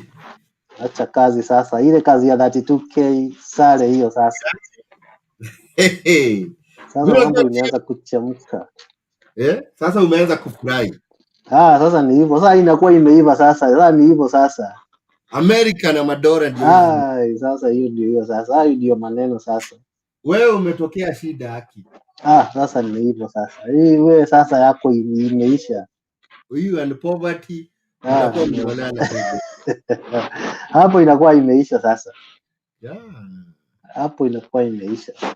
So what they do, ukishawatumia visa, they have unaambia una resign siku gani. Ukishapea resignation day, wanakuuliza kama, so wanakuanga, they usually have dates that they do their training, like their orientation, kama in the case of my employer. So they look for the next date after your resignation when they are supposed to start. So that's when they fly you in sasa. Utakuja Florida sasa. Mi mtu wangu nilitumiwa tiketi ya KQ ya kukuja huku naona kaa ni Dotovan. Unaona, they said you now the itinerary ya kukuja USA. Where is your friend now? The one mwenye alikuwa Bado ako tu mtaani huko, alichukuliwa na Machakos County. So at least aliongezwa kakitu. Nalipokaa ka 50 sasa at least. Nalipokaa ka 50. You know, it's funny you say that, but especially our people, when it comes to opportunities, they always put there's something about us and calling things ni scam, ni con, ni scam. Bado tu wako huko tu Machakos huko. No, yeah, I'm laughing because I come here and I give people very legitimate information. And after you see people going in there and they're like scam, con, and I'm like, wow. Na mimi angalia comments. I can tell such guys from a mile away. Yeah. But usiwaibishana na mtu wewe. Usiwaibishana na mtu. You don't even need yourself, you don't need that information. The information I'm giving right now, I don't need it. No. I mean, it's hata wewe hauhitaji information. No. You're helping somebody. So if they take it or they sasa kama mtu anaona bado ni scam mpaka hapo penye tumefika sasa inakuwa ni hivyo sasa, ni scam bado. There's nothing you can do. So wanakununulia the air ticket. The air ticket sasa ndio hivyo sasa, wewe unaingia ndege sasa. Sasa wewe sasa Kenya umetoka sasa. Hiyo sasa huko utakuwa ukienda kutembea sasa. Na nini post unaweka wapi? Ile ya face, ile ya social media. Inaweka ukishaland ama ukiwa kwa ndege? Post gani hiyo? Hiyo ya kuambia watu nini kwa heri Kenya. Sasa hiyo mtu asemange. By the way, hiyo siku nilikuja, hiyo usiku nilikuwa nafaa kuwa job.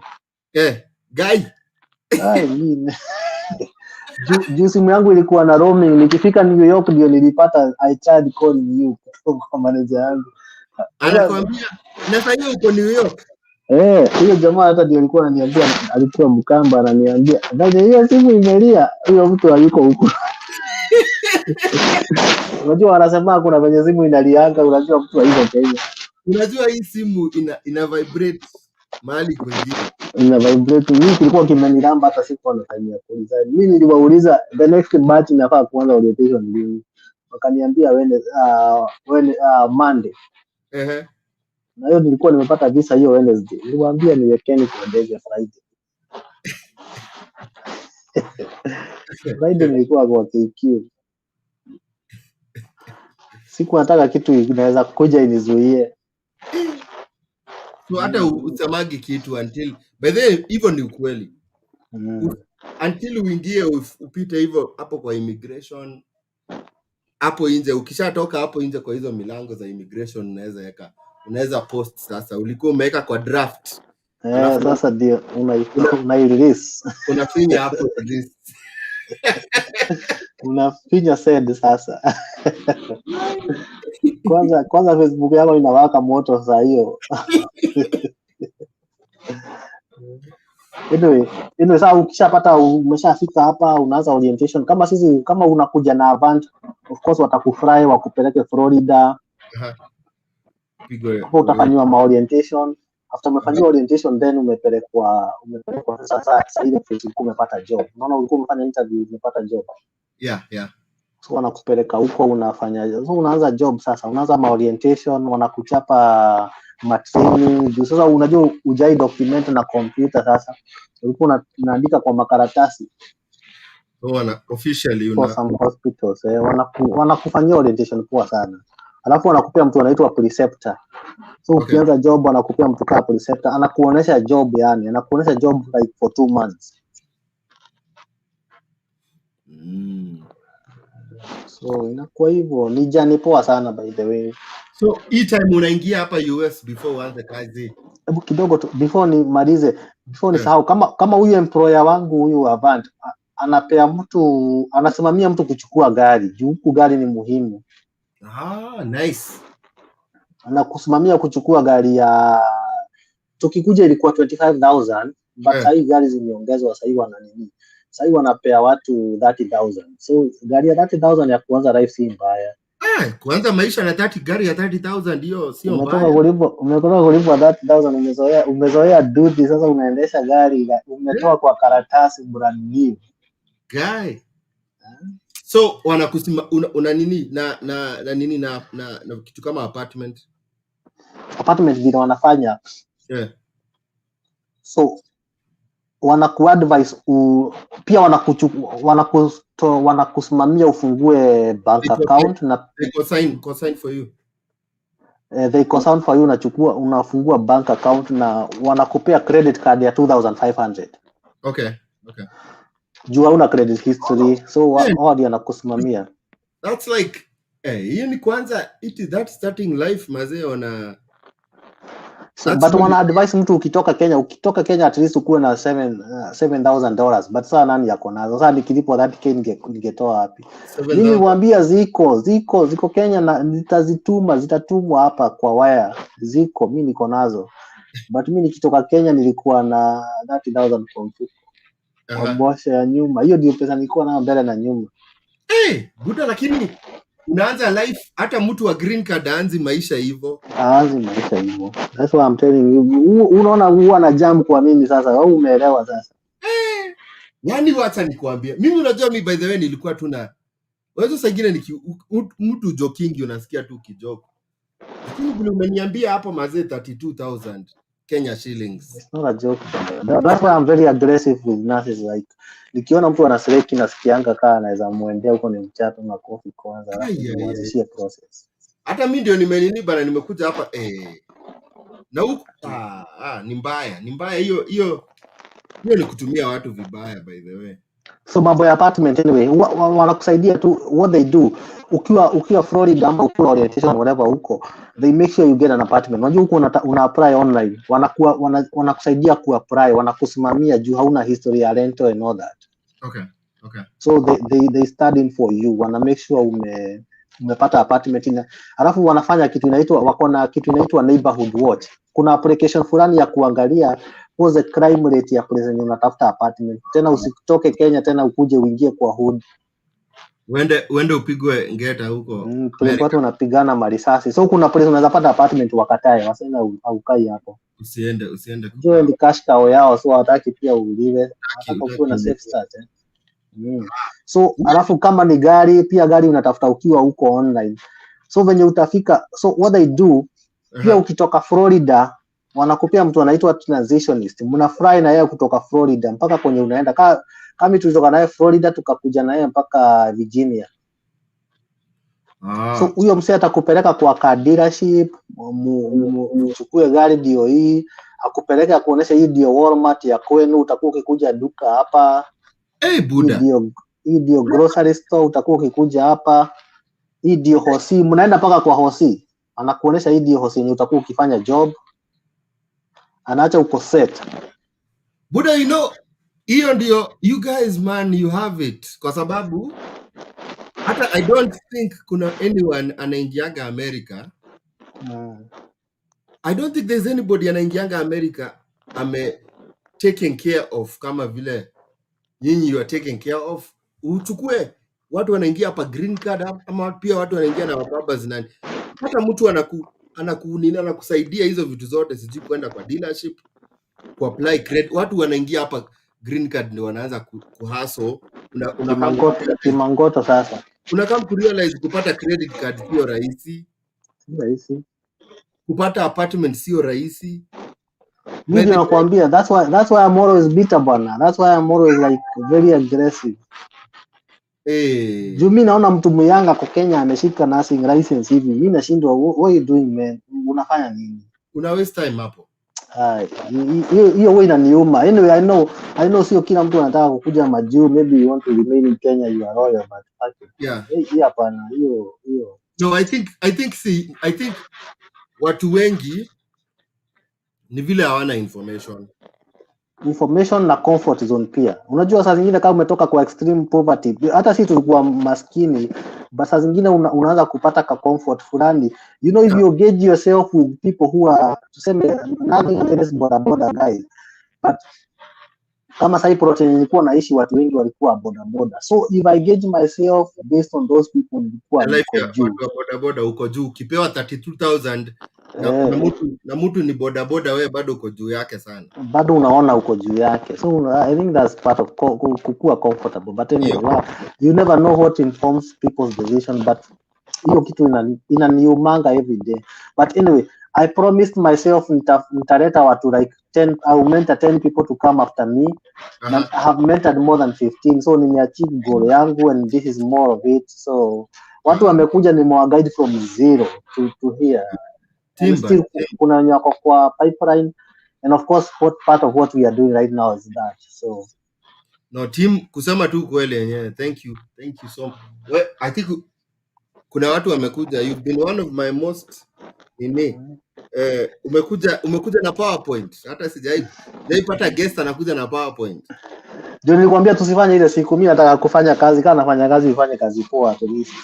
Hey man, mimi mpaka pia mimi mmenipatia motisha kuninia watu, kwa sababu ambia watu watoke bwana. Na ukianza hapa wanakuanzia aje by the way? Kulipwa? So anyway, salary ya kukuja hapa kuanzia hapa ilikuwa kidogo. So nilikuwa nalipwa $27, $26. Okay. Nikiwa Virginia. So $26 unaona ni pesa kidogo, according to nursing rate, hiyo ni pesa kidogo of course. Yeah. But mi waambia mtu, cheki huyu mtu alikuchukua from zero, hakujui kama ni mwenda wazimu, ajui kama we ni mtu kichaa. Akainvest anakulipia NCLEX, anakulipia kwenda India, ajui kama we ni mwenda wazimu, ajui you are real person. Anainvest hiyo do yote, si pia kwa boka, pia kwa biashara. Yeah. So you have to put that in consideration. And then something else, you are contracted for some time. After that time, sasa ukiuliza Avant pahali niko sahi, they still think maybe they don't even know where I am. They don't think juu wewe ulikuja ukachapa whatever 6200 hours zako ikatoka. Uko na green card yako, uko na job yako, what else do you want bana? Aki na webu ongelelea hiyo, kwa sababu najua Wakenya wako very notorious. Ukikuja hapa so pesa inakuwa tamu, mtu anaangalia, mtu akifungua hivi kate inaangalia huku vile manasi wengine wanalipwa. But hiyo ni kitu imekuwa ikiniuma sana. It's a topic that's very close to my heart. Hiyo kitu inanidisappoint sana. Juu wasa wanakuja hapa unalipwa hiyo $25, $26. Ni pesa kidogo, I admit that. Yeah. But wase wanaangalia na sasa wengine wanalipwa, mwingine maybe analipwa $50 vitu kama hizo. That's like double your pay. So what end up happening, manasesa wa Kenya wanaacha contract. Anaacha contract ndio aninike. Anaacha contract, anaenda sana kuwa independent, ana kimboi sasa anakuwa. So what end up happening, there's two ways you can do about it. Nani anaweza kuhesabia hasara? The employer anaweza kuhesabia hasara na kuambia maybe utanilipa 20,000 ama 25,000, then ni hivyo sasa, ikuwe ni hivyo. But that was not the intention of kuleta hapa. Hiyo at the end of the day, that doesn't sustain their business very well. It also goes in the bad books with the hospital yenye ulikuwa. Juu kama hospitali ilikuwa guaranteed, I'll have an employee, juu hawezi transition to the same hospital, you have to go to another hospital. Unaharibia watu wenye so the hospital was assured akona staff for mwenye atamshikilia for 2 years. Yeah. So ukishatoka sasa at the 3rd year, mwingine akuja atoke at the 1st year, mwingine akuja after 6, mwingine anakuja 6 months wanatoka. Najua watu watanirushia mawe na hii topic, but I still insist that's not a good thing. Hiyo si tabia poa. You know what would end up happening? Nigeria sahi Avant hawachukui watu kutoka Nigeria. Most of agents, they don't pick people from Nigeria. Na ni hiyo tabia. Sasa Wakenya tumeshikwa na hiyo ugonjwa, tumeanza hiyo tabia. Okay, wewe umeshafika hapa, there's nothing they can do to you. But kama sisi saa wenye tulifika hapa tungekuja tufanye tabia kama hizo, wenye walikuwa mbele yetu wafanye tabia kama hizo, most likely wewe haungekuwa unakuja saa hivi ufanye hizo tabia. So it's good to check like your brother, you be your brother's keeper at Hiyo least. brother's keeper. At least kuwa tu impatient na process, trust process. Alafu kitu mimi uliza kitu kingine Owen. Juu nurses wengi sana, unaona sana nimementa watu wengi, they look up to me. So when they are leaving contract sometimes wananipigianga simu. Kuna swali mimi huwauliza hiyo. Mimi huwa siwaambii mtu waache ama asiache. But there is a question I ask people. Ni wapi kwingine unaenda? Umefika US. Unatoka hapa uende tena wapi? Unaenda Somali, unaenda wapi? This is a destination. So haraka unaenda, ni haraka ya kwenda wapi? Ati haraka ya kutengeneza pesa mingi sijui ya kufanya. It doesn't make sense. And then America utapata mtu kama alikuja 10 years. Mwingine alikuja after 5 years. You have a nice car, you have a nice, most likely you have a nice house. What else? Unless utafungua biashara vitu kama hizo so progress. But anyway, America inakuequalize haraka sana. So hakuna haja haraka, it is juu unakuja hapa after 6 months tena ushaanza kuchoma. No, alafu pia I have a list of like 5 hospitals which hawachukui nurses wa Avanti tena. That's a red flag. That's a red flag right there. Kwa sababu ya watu walikuja wakanini. Waka breach contract wakakataa. So mi tunaambia watu huko nje kama unanisikiza mazee.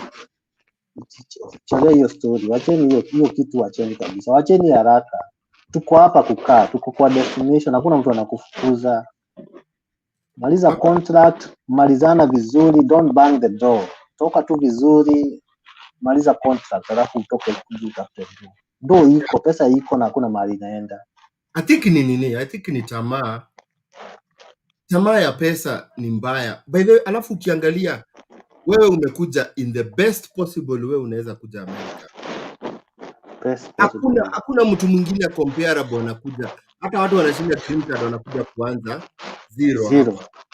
They suffer. Wewe ukikuja na green card hakuna mtu anakulipia ya ticket. Hakuna mtu anakufanyia ati hizi stories za embassy kila kitu. Lakini hii anakufanyia kila kitu. Wanakuja hapo wanakuset na hizo vitu zote ati guy mtu anakusimamia uchukue gari. Credit card, uweze apartment. Alafu amekutafutia job, amesponsor hizo stories zote za kwenda embassy. Unajua huko wanalipa lawyers huko kufanya hizo cases. Yeah. I'm not talking on behalf of them, they don't pay me, but mazee si poa. On behalf of your brother's keeper by the way. Kama mnatusikiza yenyewe ukikuja hapa tafadhali usichomee watu wengine. Si poa kabisa. Watu ni kitu mbaya. Imekuwa inaniuma but anyway, there's nothing I can do. The best thing naweza fanya tu ni kuadvise watu mazee choreeni hiyo story kabisa. Lakini kabisa. Malizana contract roho safi, tokea huku nje tutafute ndio. Pesa iko. So team, alafu ukishatoka kwa hiyo nini? Uanze sasa kufanya kazi normally. So huku nje utapata $55 per hour, $60 per hour. So hiyo ukichapa kama mwezi ukiangalia kama a month inaingia. Average watu ulipwa pesa ngapi hivi? So tuseme ni sasa kuambia aje. So inakuja kama $8,000. Ni $8,000 ama ni ngapi? Chapa. Okay, chapa na $60 per hour, 60 times 12. Tunafanya shift ya 12 hours. Okay. So 60 times 60 times 12 ni 720. Hiyo ni ya siku moja. 720 times 3 tunafanya 3 days hiyo. Okay. Tunafanya 3 days hiyo ni 2160 times 4. Wiki 4. 86 kitu. So kama 86 kama hujafanya overtime so unapata kama $86,000. So I think hiyo ina align kwa watu wengi unasikia wanasema anywhere from 8,000 to 10,000. 8,000 to 10,000. So hiyo ni kama hujafanya overtime sasa. Hiyo ni kama hujachapa na ukichukua overtime inaongezeka. So ukichukua overtime sasa hiyo 60 unalipwa 60.5. So hiyo ni kama unalipwa rate ya $90 sasa. 90.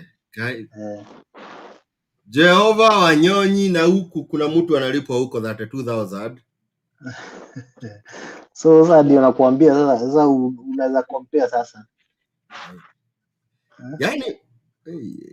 Yaani ukichanua hiyo pesa, by the way, ni kitu kama 1.6 million per month. Hata ukitoa nini, hata ukitoa matumizi ya hapa na tax na nini, guy, na ule mtu alipwa 32,000. Sasa ndio nakwambia, that's why I'm bitter bwana. That's why unaona nikiwa na fojo hivi. Si eti ni mimi ni mbaya. Mnafanya nini Kenya manasi? Mnafanya nini? Unafanya nini? What are you doing bwana? What are you doing? Ati unataka kuwa mzalendo? Mzalendo kwa huu. Mimi mzalendo nimeachia shosho yangu hiyo. Mzalendo. Ati mimi sitaki kutoka Kenya mimi. Bana. Hiyo hapana hiyo. Hata Maumau walipigania nchi yetu na wakaachwa tu hivyo waki. Hiyo Kenya hapana. Hiyo acha ikae kwanza for now. Huko takuja kutembea. Ati mimi ni mzalendo. Mimi ni mzalendo. Hapana, hiyo ni kunyiliwa mtu wangu. We. Hiyo hapo hapana. But anyway. Lakini tutachanua watu by the way. Tuendelee kuchanua watu. So mtu akitaka swali yote anaweza nifikia. Mtu akitaka kunimisa hii in terms of mtu pengine uko na mtoto anafikiria kwenda shule, unaweza recommend mtu kama especially unafikiria unataka mtoi wangu akuje atokee hapa hivi, atokee Mahaso, aingie juu nursing sio tu US peke yake, nursing inachukuliwa sio US, Canada, iko UK. Hautaenda wrong na nursing, never ever. Unless unakuwa ni mtu utaki kujituma, that's the only time. But kama ni mtu kujituma, hai hapana, hiyo hakuna vile utaichomeka. You'll never go wrong. And this is what I tell people, you can't afford to go to school just to get papers. Lazima ukuwe na plan, lazima ukuwe na plan huko mbele. I had one cousin of mine, wacha tu nikupe a quick example. Alikuwa anataka kwenda kufanya BCom nimefanya. Alikuwa anataka kufanya BCom na economics huko KU. Nikamwambia nini sheira, wacha ufara wewe. Ni watu wangapi wako na hiyo kitu nje? Nikamwambia enda Kenya Polytechnic ifanye mechanical engineering na mambo ya wiring ya gari. Hiyo course ni one year 2 months. Hiyo wasa walikuwa wanamchekelea aje wenye walikuwa na wao seko. Yani huko Kenya Poly, Kenya Poly na watu wa D+ ndio huko. Ati unafanya mechanical? Unafanya vitu za ufundi huko, vitu za kuwa mechanic. Huyo dem ameenda internship Toyota Kenya, wakampenda. Unaona hii inaitwa Toyota FJ, hii inakaanga sura mbaya. It's a very expensive car by the way, FJ. Ukienda kwa production line ya hiyo gari, utapata jina ya Sheila hapo. Ni one of the people mwenye alidesign wiring ya hiyo gari. Huyo mtu mnaweza kuwa mnaongea na yeye ako Nairobi, the next time unampigia simu iji kwa mteja, huyo mtu ako Japan. Anaendaga Japan ni kama anaweza kuwa tu mko na yeye hapo, usikie amepigiwa simu, unatakikana kukuja Japan saa hii. Juu ya kuchukua some practical. Alichukua that's why I give an example na yeye nasema you can't afford just to go to school to kuja graduation after 4 years. Ati tufurahie umegraduate, you can't do that in this time and age. Ati umeenda ukasoma exercise science. Sasa you have to go and unaona mtu anafanya electrician America saa hii. Na mtu anafanya plumbing. Unaona plumbing hiyo kuunganisha two pipes. Uko mbele sana. Compared to mtu anaenda kufanya biology, sijui anaenda kufanyia nini, sijui history na nini. In some years huyo mtu amtakuwa class moja. Hamwezi kufanana. But wewe unaona tu anaenda plumbing. Plumbing ati huyu mtu mchafu. Plumbing. Unamchekelea. Kwenye besti yangu alikuwa ananichekelea, my friend. Huyo mtu utamwangalia after 10 years utamtafuta umkose. No, huwezi mpata. By the way, Yeah. na nini watu ukienda by the way kusoma yenyewe kweli. Kuwa na Somea plan. somea vitu utaweza apply. Si unasomea masomo mengine. Ndio kama uko hapo Kenya unasomea marine biology. Lakini sasa unaona opportunity mko wangapi sasa mnaenda kuninia marine biology, by the time unapata kazi Unless kuwa kuna mtu but alafu unajua watu wengine wanasomanga na zile anko yangu wako huku atanipushia. atanipush That's the atanileta. worst scam you can ever do to yourself. Hiyo ni scam hiyo ni scam. Hao ni maankos wanazimanga simu sana kwanza. Wanazimanga simu kinakuramba. Akwambia nitakusaidia ile siku unamtaka. Haezi. But people have to be careful bana. Watu wakuwe careful. Kweli. Wacha nininie maswali hapa. Wacha ninini maswali hapa. Does pharmaceutical technologies have opportunities huko? Unfortunately, mambo ya pharmacy, you have to go back to school huku. Kuja huku because from the metric system ya venye wana name madawa. Unajua mzungu wa America na wa Britain they go different routes kabisa. Mzungu hapa anataka kutumia miles per hour, wa Britain anataka kutumia kilometers per hour. That's the same with medicine. That's the same with the pharmaceuticals. So it's a different game altogether. It's only that nursing is a skill base. Nursing it's more like carpentry. Kama sindano unadunga hapa, hautakuja America uambie udunge kwa jicho. Inakuwa ni hapo. Kama ni kuweka IV ni hapa. Vein ya mzungu ya nani iko hapa. There's no two ways about it. Which even for us, ndio unasikia hiyo training, hiyo intense training tunafanya ndio uchukue NCLEX. That's the things like juu kuna vitu mingi wana change, like wanajaribu kukua unique nazo, so they change from the Kenyan system. But hiyo pharmacy, kuna jamaa wangu, kuna mori wangu amefanya pharmacy, hawezi practice hapa, he had to go back to school from zero. Enda shule. Hata the same for the doctor.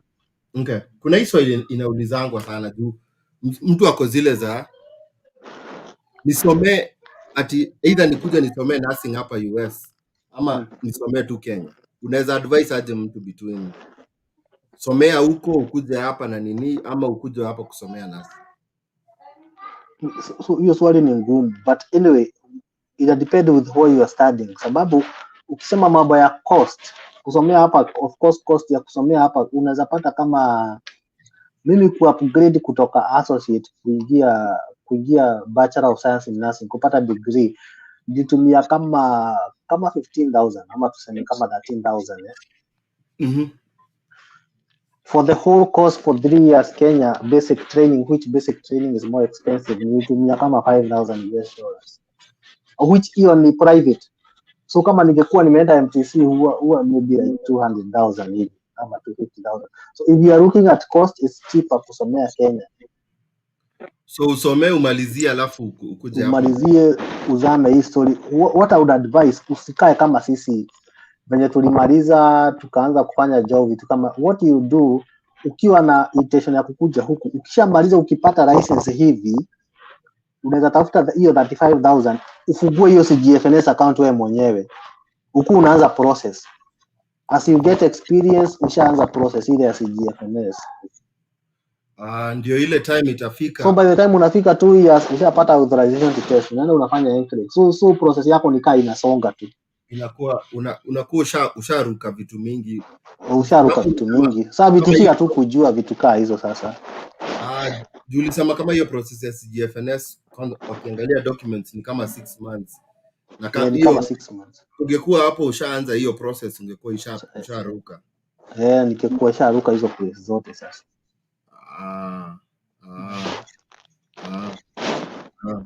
Kuna mtu tuko YouTube by the way, tuko YouTube watu wanauliza nimeninia hapa. Tuko YouTube so hii video yote utaipata YouTube. Mwenye ameingia ameingia late umehata Team ametuchanua hapa na PowerPoint. Hapa kama ukishindwa, by the way, ni wewe umeshindwa. Si ati Sasa ni wewe hujapewa information, ni wewe umeshindwa. utaki information. Yeah, alafu nini hizo nini za zinaendaga aje watu nini ya watu RN, BSN nini tofauti ya hizo ni nini gani? Yeah. RPN. So, Kenya hakuna RPN, hapa ndio kuna RPN, but anyway RN, registered nurse ni kumaanisha umepata license ya nursing whichever level umefika. Ni kama kusema binadamu, mimi na wewe, mzungu, Asia, kila mtu, it's a human being. That's like calling somebody a human being. So kusema mtu ni RN ni kumaanisha you are registered nurse, you have a practicing license, umefanya board exam, umepita. The difference, so but RN mostly huwa inalifaa kwa mtu mwenye amefanya associate, like amefanya undergrad. You are 2 years. You are 2 years. Okay. But Kenya ni hiyo 3.5 years. Alafu sasa kutoka hiyo registered nurse, hiyo associate sasa ndio unaenda Bachelor of Science in Nursing, which unaweza ifanya hata direct, by the way, si lazima uanze na associate. Okay.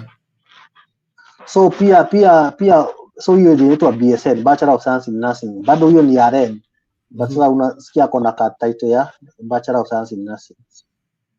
Okay. Sasa kuna nurse practitioner NP. So NP sasa umefanya master, sasa umefanya maybe like family medicine sasa.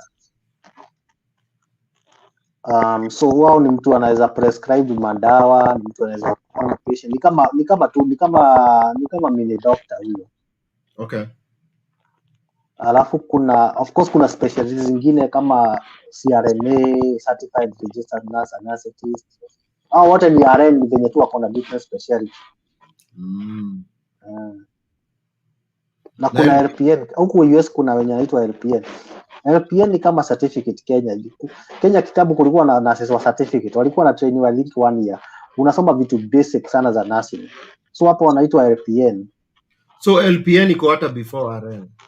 Iko chini ya RN hiyo, lakini hiyo unasema iko Kenya. Iko Kenya, iko hapa hivi sana.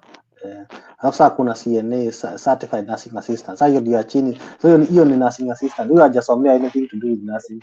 Hiyo tu ni kuweza kusaidia wagonjwa, vitu kama. Huyo ameenda akafundishwa ile nini hapo kupiga zile vitals hizo.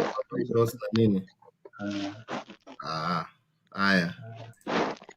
SM anasema I'm on ATI board vitals RN prep course. How is it effective? Hiyo hata hakuna kitu nimeelewa hapo mimi. Hiyo ni kama hiyo zinaitwa ni kama accelerated. Okay, ni kama what they do, hizi vitu wanasomesha watu ni kama kuprepare mtu ametoka seko anataka kuwa nurse but hayuko sure, so they give you those pre-course uone kama ni something you'll be interested in. So ni kama certified nursing assistant mwenye ameomoka akona more information. Okay. So ni kama kukuprepare kukuwa nurse to see if something you'll be interested in. Okay. Jemima Haoko anasema hello team, I'm a nurse in the US RN journey, almost case complete. I have 2 kids below 10 years and I have filled for follow to join. How long does it take for dependents on follow to join? Sasa wako na follow to join na kuanga, unasikia vile nimesema unaenda embassy, mnatoa visa pamoja. Kuna watu wanajazanga hiki tunaitwa follow to join. Follow to join na kuanga umefika hapa utaenda na wao embassy. Utaenda embassy upewe visa but wako jina yao iko under your case bado. Okay. So follow to join sahi venye kuna backlog ina take kama nia hivi 1 year after wameenda kwa embassy. Na take kama 1 year hivi. Before nini? Na kuna best yangu ameleta wife yake na hiyo follow to 1 year. Na ukikuja cost ya watoi na spouse wao ndio wanasimamia pia wewe? Hapana, hiyo utalipa. Hiyo flight wanalipa flight yako. So kwa sababu wewe ndio nini, au wengine ni shughuli yako. But on that note, unajua for you ukikuja kama na visa zingine maybe wanahitaji ulipe return ticket. For this one unalipa one way ticket juu uko na green card. Okay. So huwa haikuwa expensive sana. Tena huwezi shindwa. Okay. Tena unajua ukipewa visa you have like 6 months to stay. So you can come ukuje utafute do usave kidogo alafu sasa uwatumie ticket sasa wakuje. Fiti. Tuendelee. Haya. Huku Croatia nauliza, hello, please ask Tim if you are a nurse in Europe, what's your procedure for recognition and relocation to the US? First of all, amesomea Croatia ama amesomea Kenya? I think alisomea Kenya akaenda. But anyway, imagine the process in the same. Fungua document, fungua hiyo account ya CGFNS Uanze kunini? Uanze ku verify documents. So maybe utahave mtu aende kwa nursing council, aende ajazishe hiyo form na waitume. Mtu mwingine aende akuchukulie transcript yako kwa School of Nursing, watume hizo form. At least documents zako zikuwe verified kutoka Kenya, and then kutoka hapo wakati utapata authorization to test out utajiregister na Board of Nursing. But hata agent unaweza ingia hata agent hata ukiwa huko, hata ukiwa Croatia, then wakufanyia hizo process. But anyway, fungua CGFNS kwanza, wa verify documents zako, upate hiyo authorization to test maybe, alafu book ufanye entrance from Croatia. I think huko Europe, huko si Europe, huko hizo my European continent, huko kuna place mingi za kutest entrance. Unaweza fly uende ufanye ama uende na train whatever. Kuna mtu alisema niacha kucheka marine biology. Amesomea marine biology. Amechapa. Kuna mtu wake alikuwa muorganizie job. Hey, does Tim have an explanation about military nurse? And do you advise someone to go that route for a new DV winner? Whatever, whether you are military, whether you are police, whether you are what, the process is the same. Process is the same. Whether you are military, whatever you are, if you are police. Kuna jamaa alikuja huku alikuwa Kenya Police, but yeye ni nurse. So alikuwa anafanya hizo alikuwa anaenda na ambulance ya Kenya Police, yeye alikuwa it's the same thing. Okay. Mkenya daima anasema ni diploma ama degree inatakikana kwenda US. Diploma inatosha. Hata degree ni poa, but hata diploma inatosha. Mimi nilikuja na diploma.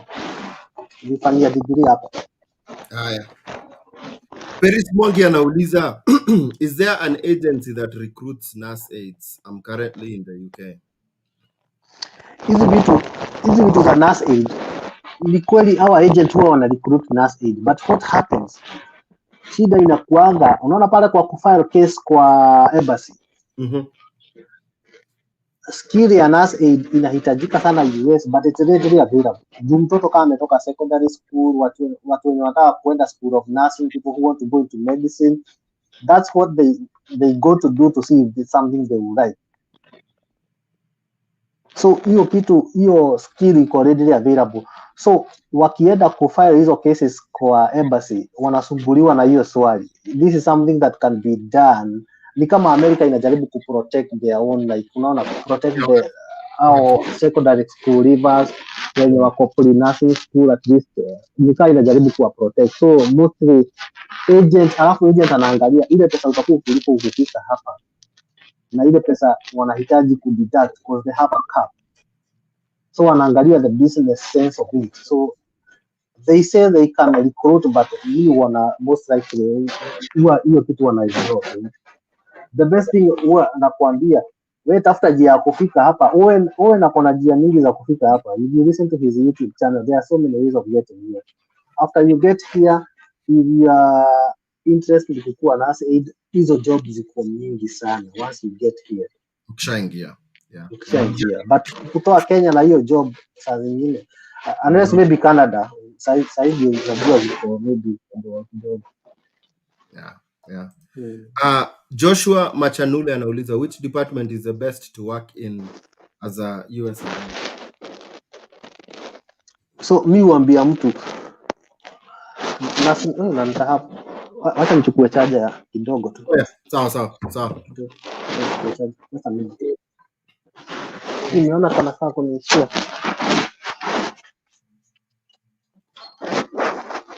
Haya, fanya hivyo nini. By the way, kama uko na swali uliza, kama uko na swali uliza kama uko na swali.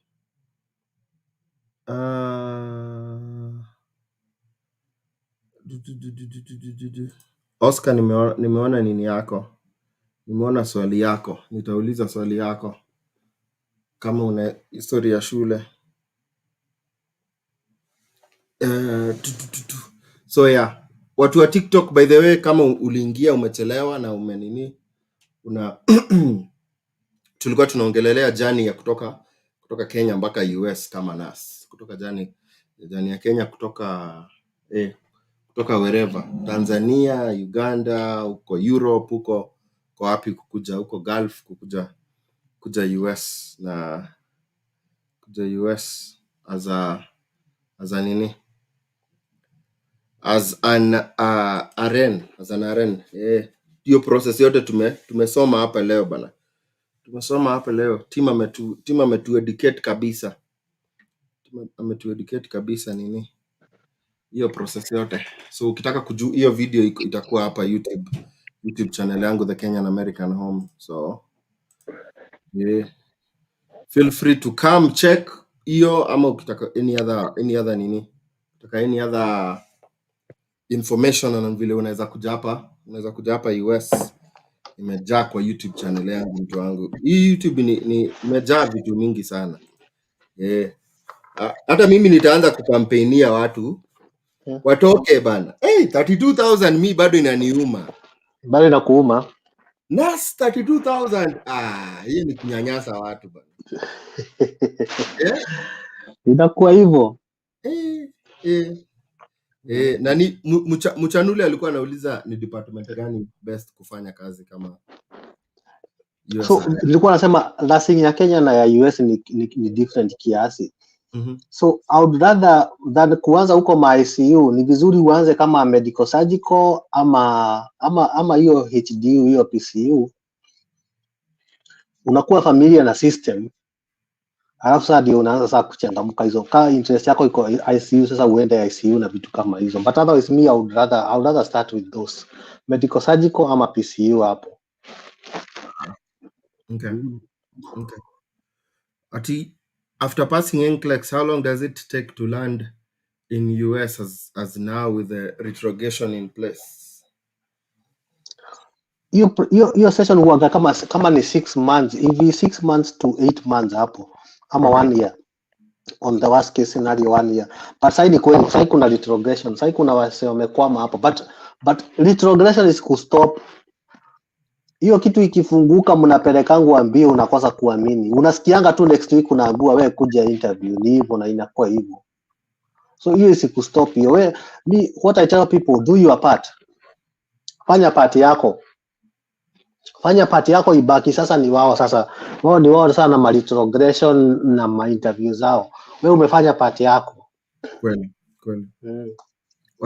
Wacha ikupatange kama ushamaliza kununua.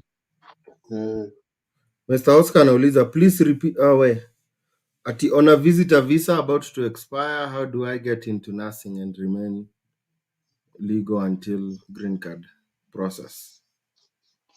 Hiyo wewe ndio unaweza jibu vizuri kuliko mimi. Hiyo ndio unaweza nijibu poa kuliko. No, si unaingia tu shule ukiwa na visitor visa. Ukiwa na visitor visa una enroll, unaingia F1, anza community college kama utaanza community college, alafu unaweza usomee, you work your way towards hiyo nursing diploma, alafu kuanzia hapo unaweza ninia hiyo process ya EB3 ukiwa hapo. Unaweza pitia tu hiyo ya shule. kupitia route ya shule unaenda unasoma unaninia, alafu kwa sababu uko hapa itawa cost even less, na wao kama unajua wao wanatengeneza pesa watatengeneza pesa yao. Actually wewe utakuwa bigger profit margin kwa sababu kulipia hizi vitu zote, uko tu hapa tayari, utafanya kazi yao ikuwe rahisi, lakini so mtasaidiana nyi wote, utasaidika na wao watasaidika, Win-win. Yep. Ati physiotherapy diploma. Actually Avant walikuwa na recruit physiotherapy kitambo. But it's like they stopped. I think ni juu ya business sense ilienda ikakwama. But I think I'll do more research I'll do more research on physical therapy. I think there is an exam you guys do. Kuna board exam unafanya ya huku. But I'll do more research on Carvo. I don't know. Unaweza tu just write to Owen. I'll write to Owen and then atakujibu. Sawa. Paris anauliza, so team and Owen, once I arrive in the US and take my NASED classes, can I get a job with a EB3 visa na CNA? Hiyo I think ni vile tu umesema. CNA inakuanga ka process ka ngumu kiasi kwa nini. Ile story ya ukiwa umefika hapa kupata ni rahisi. Getting it is easy. Yeah. Kupata kazi. But kukutoa mtaa kasi hiyo ndio ni tricky kiasi. Hakuna kitu haiwezekani, but hiyo ni tricky kiasi. Finishing. Mtu anauliza, is there an age limit in recruiting nurses to the US? Kuna.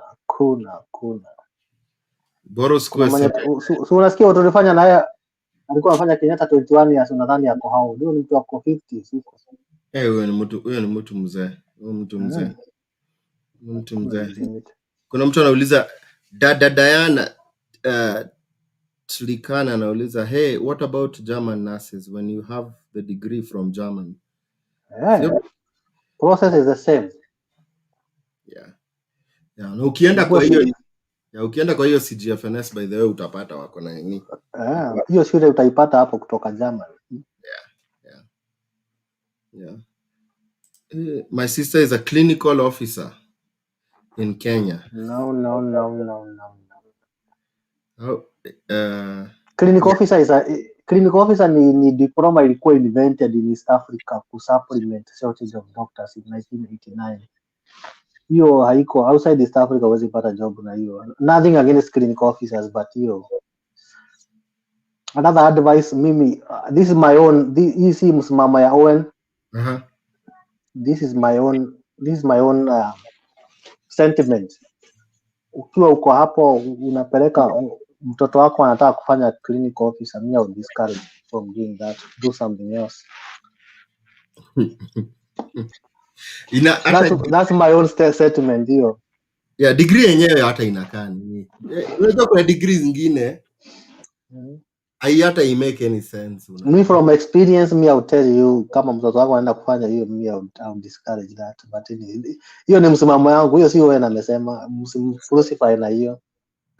If you want to crucify somebody on that statement, crucify me, not him. At a team between RN occupational therapist and medical lab science, which is the best medical practice? You never go wrong with RN. Never go wrong with RN. Yeah. Joshua Muchanule anasema, I have an EB3 visa, soon headed to South Carolina in a city called Greenville. Nimekuwa Greenville, South Carolina. Kama nimeenda huko. From my house by the way to Greenville ilikuwa ni 2 hours. I will be working in Prisma Health Greenville. Huyu utamchanua aje? Huyu ni mtu anakuja na nini? I think pia ni mtu amekuja na South Carolina is a very nice place. Iko solo kidogo. It's not a big city. Greensville is a small city, so at least that's a good start. Hiyo ni place utaipenda sana. South Carolina is beautiful. Ni place poa sana. Wewe tu kuja cheza chini, jifanya ujui kitu, just hide your clothes, fuata preceptor venye anasema, and then ukishaachiliwa na preceptor, sasa anza kufanya uchawi yako, you will enjoy the journey, just be open to learning. Alisema nini? Alisema alipata visa yake 4th December na familia yake. Congrats man. Sasa ndio hiyo sasa. Sasa yako sasa ni hivyo sasa. We yako sasa. Huyo sasa anafanya uko ligi ingine sasa. Poverty anaifanyia. Wewe sasa na poverty wewe. Hata kama si poverty, as in wewe uko sasa ligi ingine sasa. Uangalie mtu mmekaa naye hapo next, kama hayuko, kama si wife yako ama watoto wako, ujue tu mko two place different. Mkenya daima alikuwa anataka clarification ati kuna two types of RNs pale KMTC. Ni gani poa? Kuna ile wanasemanga RN na kuna KRCHN. Okay. RN hainangi kitu inaitwa midwifery, that's mother and baby. Okay. Huku wanaita mother and baby, Kenya wanaita midwifery ama maternity. Okay. Hiyo KRCHN ni Kenya Community Health Registered Nurse. Hiyo ndio nilifanya. Hiyo has the nursing part. So me, I would advise just take the full one. Do the difference in the 3 months. Hiyo RN RN is 3 years. The other one is like 3.5 years. So just take the KRCHN yenye iko na maternity. You never know where you are. At least hiyo ni added advantage. Me, I would take the other one. KRCHN. Hiyo ndio ningechukua. Wachana na hiyo RN. If you get the opportunity, just chukua the full one because it's the difference of 6 months. Okay. Alafu mtu anauliza, I think ndio the last question, ndio ni kuwe nini bana. I respect your time. Najua leo ni Sunday. Mimi niko tu sawa. Mimi niko sawa leo, siko job leo, niko tu poa. Amesuna. But anyway, najua pia lazima tuangalie time ya video isiwe mrefu sana. Bana. Tumechapa 2 hours 20 minutes. Nikaa. 2 hours 20 minutes. Mtu anauliza, does NCLEX expire after a while? No, once umepata hiyo ni nursing license, it doesn't expire. So nursing license huwa ina expire, but you just have to renew the license. You don't have to take the NCLEX again. Hiyo it's a lifetime commitment hiyo. Ukishapita hiyo. Shapita. Mtihani. Hey man, Timba na umetu. Asante sana mazee. Asante sana kwa kuwa so willing kukam kutupatia hiyo information.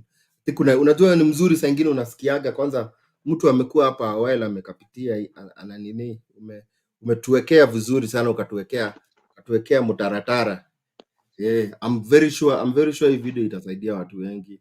Pia mimi mmeni challenge, nitapigia watu nini kwa sababu hiyo mambo ya 32,000 bado iko kwa akili yangu.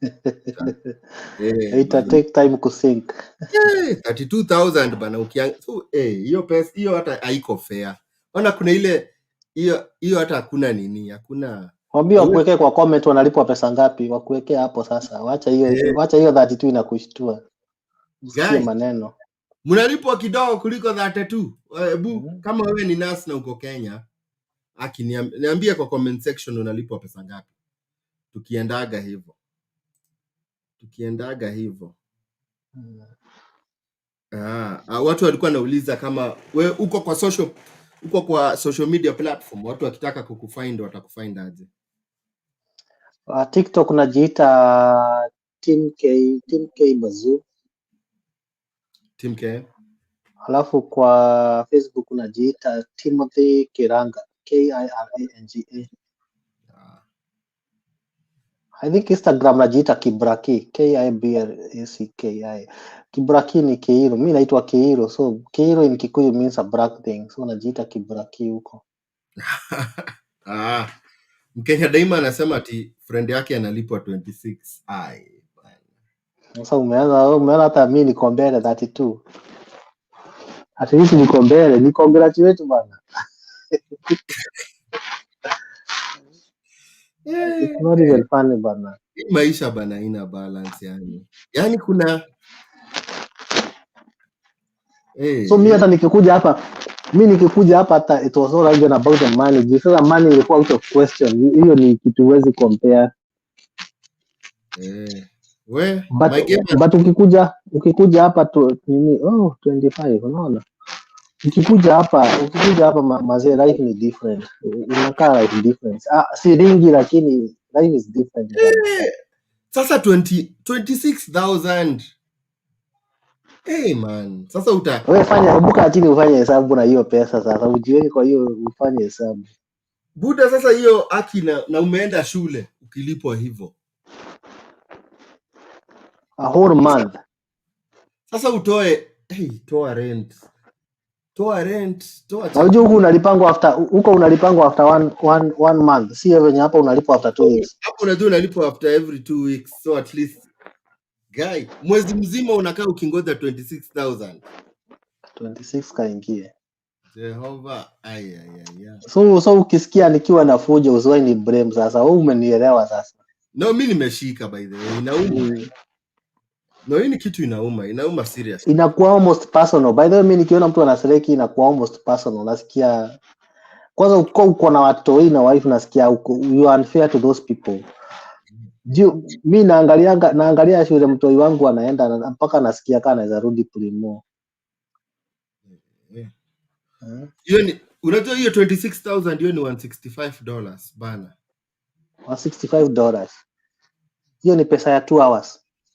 Mtu mwezi mzima. Hiyo hapa unaipata na 2 hours. Of course life hapa iko expensive kidogo but you can afford it. Huku Croatia anasema ati it was 28k 3 years ago. Well. Hiyo ndio naona imekusinkia kabisa. Huko unajua iko hivyo. Najaribu kupiga tu hiyo hesabu by the way, yani acha kupiga haitaingiana. Na uko na familia sasa, niambie sasa, ukiwa na familia mazeni ni kuteseka. Hiyo umejilipua sasa. I think no wonder nurses ukipata, unajua ukipata nurses wanasemaga sijui reputation ya nurses Kenya, lakini hapo sasa unaelewa hata wewe huwezi kuwa umefurahia. Hata wewe huwezi. Sasa unapata wako rude, wamekasirika, wamejam. Juu unaenda kazi lakini man, anything can happen tu kwako tu kidogo tu iende hivi. Umeingia kwa shida. Most nurses who work in Kenya, even if you get sick, especially kama wale wanafanya hosi kama Aga Khan ama Mpesa, you cannot afford to be treated in that hospital you are working in. You cannot afford to be treated there. So unless insurance ndio inaweza kuokolea ile employees insurance, na pia hiyo inakuanga goli sana. God forbid usijaribu kwenda theater ama ujaribu kwenda kama ICU hivi. Umeisha.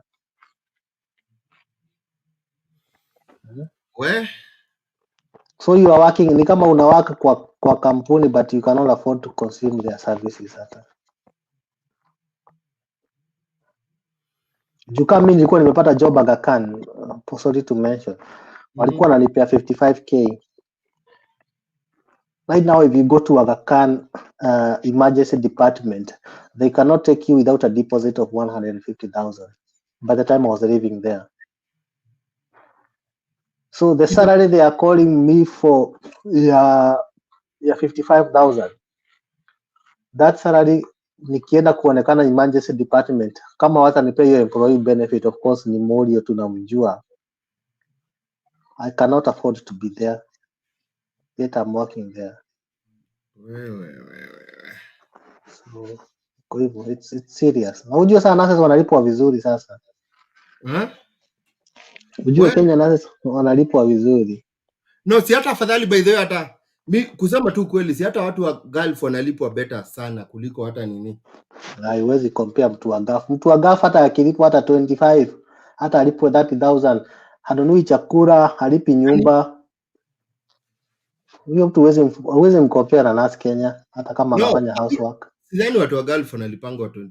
Watu wa Gulf wanalipangwa wote 35. Hapo 50 40 hapo. Na huyo mtu halipi nyumba, halipi chakula. ako tu hivyo hiyo, na hiyo pesa hailipii tax na nini. Hapana, hailipi tax, haina nini. Hiyo 32 nimekuambia, hiyo 32 juu haujatoa tax, haujatoa NHIF, haujatoa NSSF.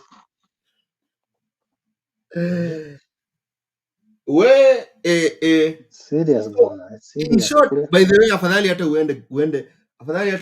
uende Gulf kuwe kadama kuliko ukikuwa nas Kenya itakuwa nini?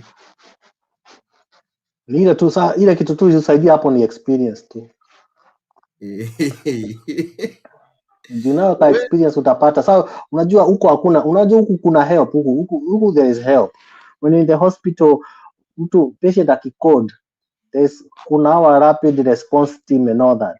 In Kenya we used to, kuna hospitali zingine nilikuwa naenda kufanya roka muko extra time, pick up time.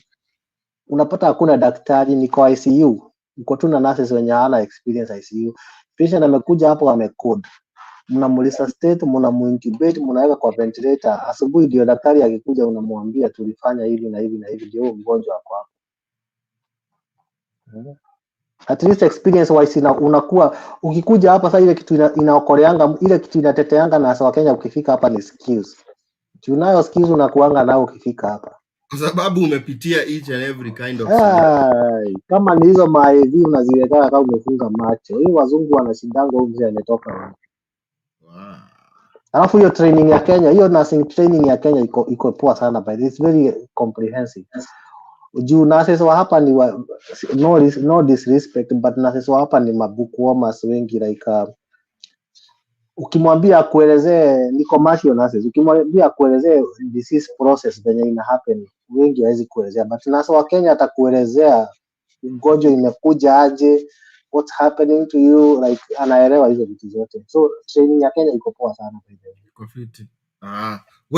Paul amesema hapa ati hakuna mtu wa Gulf analipwa less than 40k. By the makadama, makadama wa nini wanalipwa aje? Wanalipwa pesa ngapi nini wa Gulf? I think mimi wenye naongea nao wananiambia 35,000 hapo. Paul anasema hakuna mwenye analipwa less than 40k. But anyway, hata kama ni 50, tuseme tuwape 50,000. 50,000, huyo mtu halipi rent, halipi chakula, huyo mtu ako mbele. Huyo ako mbele sana bana. Na ni sad sana tunalinganisha nurse ameenda shule akasomea kitu analipwa hivi. Very noble profession, like. Otherwise mazee fiti sana. I think sijui kama kuna mtu ako na swali ya mwisho. Kama kuna mtu amekuwa na swali ya mwisho, tafadhali uliza, otherwise tukafunge mazee. Hii session imekuwa fiti sana. Nimeshukuru sana mazee. Right pia. Nashukuru sana man. Najua najua itakuwa mara ya mwisho na ni team. Tutaongea, tazidi kuongea. TikTok tunapatana huko, tunachapa marive, tunajibu watu maswali huko. Fiti mazee, fiti sana. Ati it's true, hakuna mtu analipwa chini ya 42k hapa Qatar. Si unaona?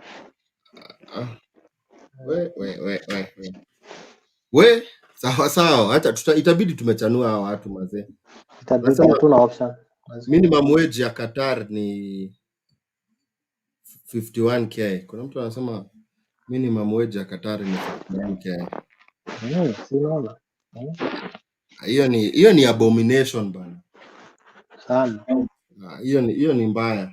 Na akina si ati hizi hospitali hazilipishi. Ndio unapata yani ukilazwa hapo ile pesa wanalipisha ni mingi. Juu mahosi za Kenya by the way pesa wanalipisha exorbitantly. Kama hiyo akakaa nilikuwa napata 55,000 salary. Bed siku moja ni 150k. Bed siku moja si 150k. 150k. Mshahara times 3 ya nini yako. But najua anaweza pata cheap labor, wana take advantage sasa. Wanachukua hiyo ni mbaya bana. Hiyo ni mbaya.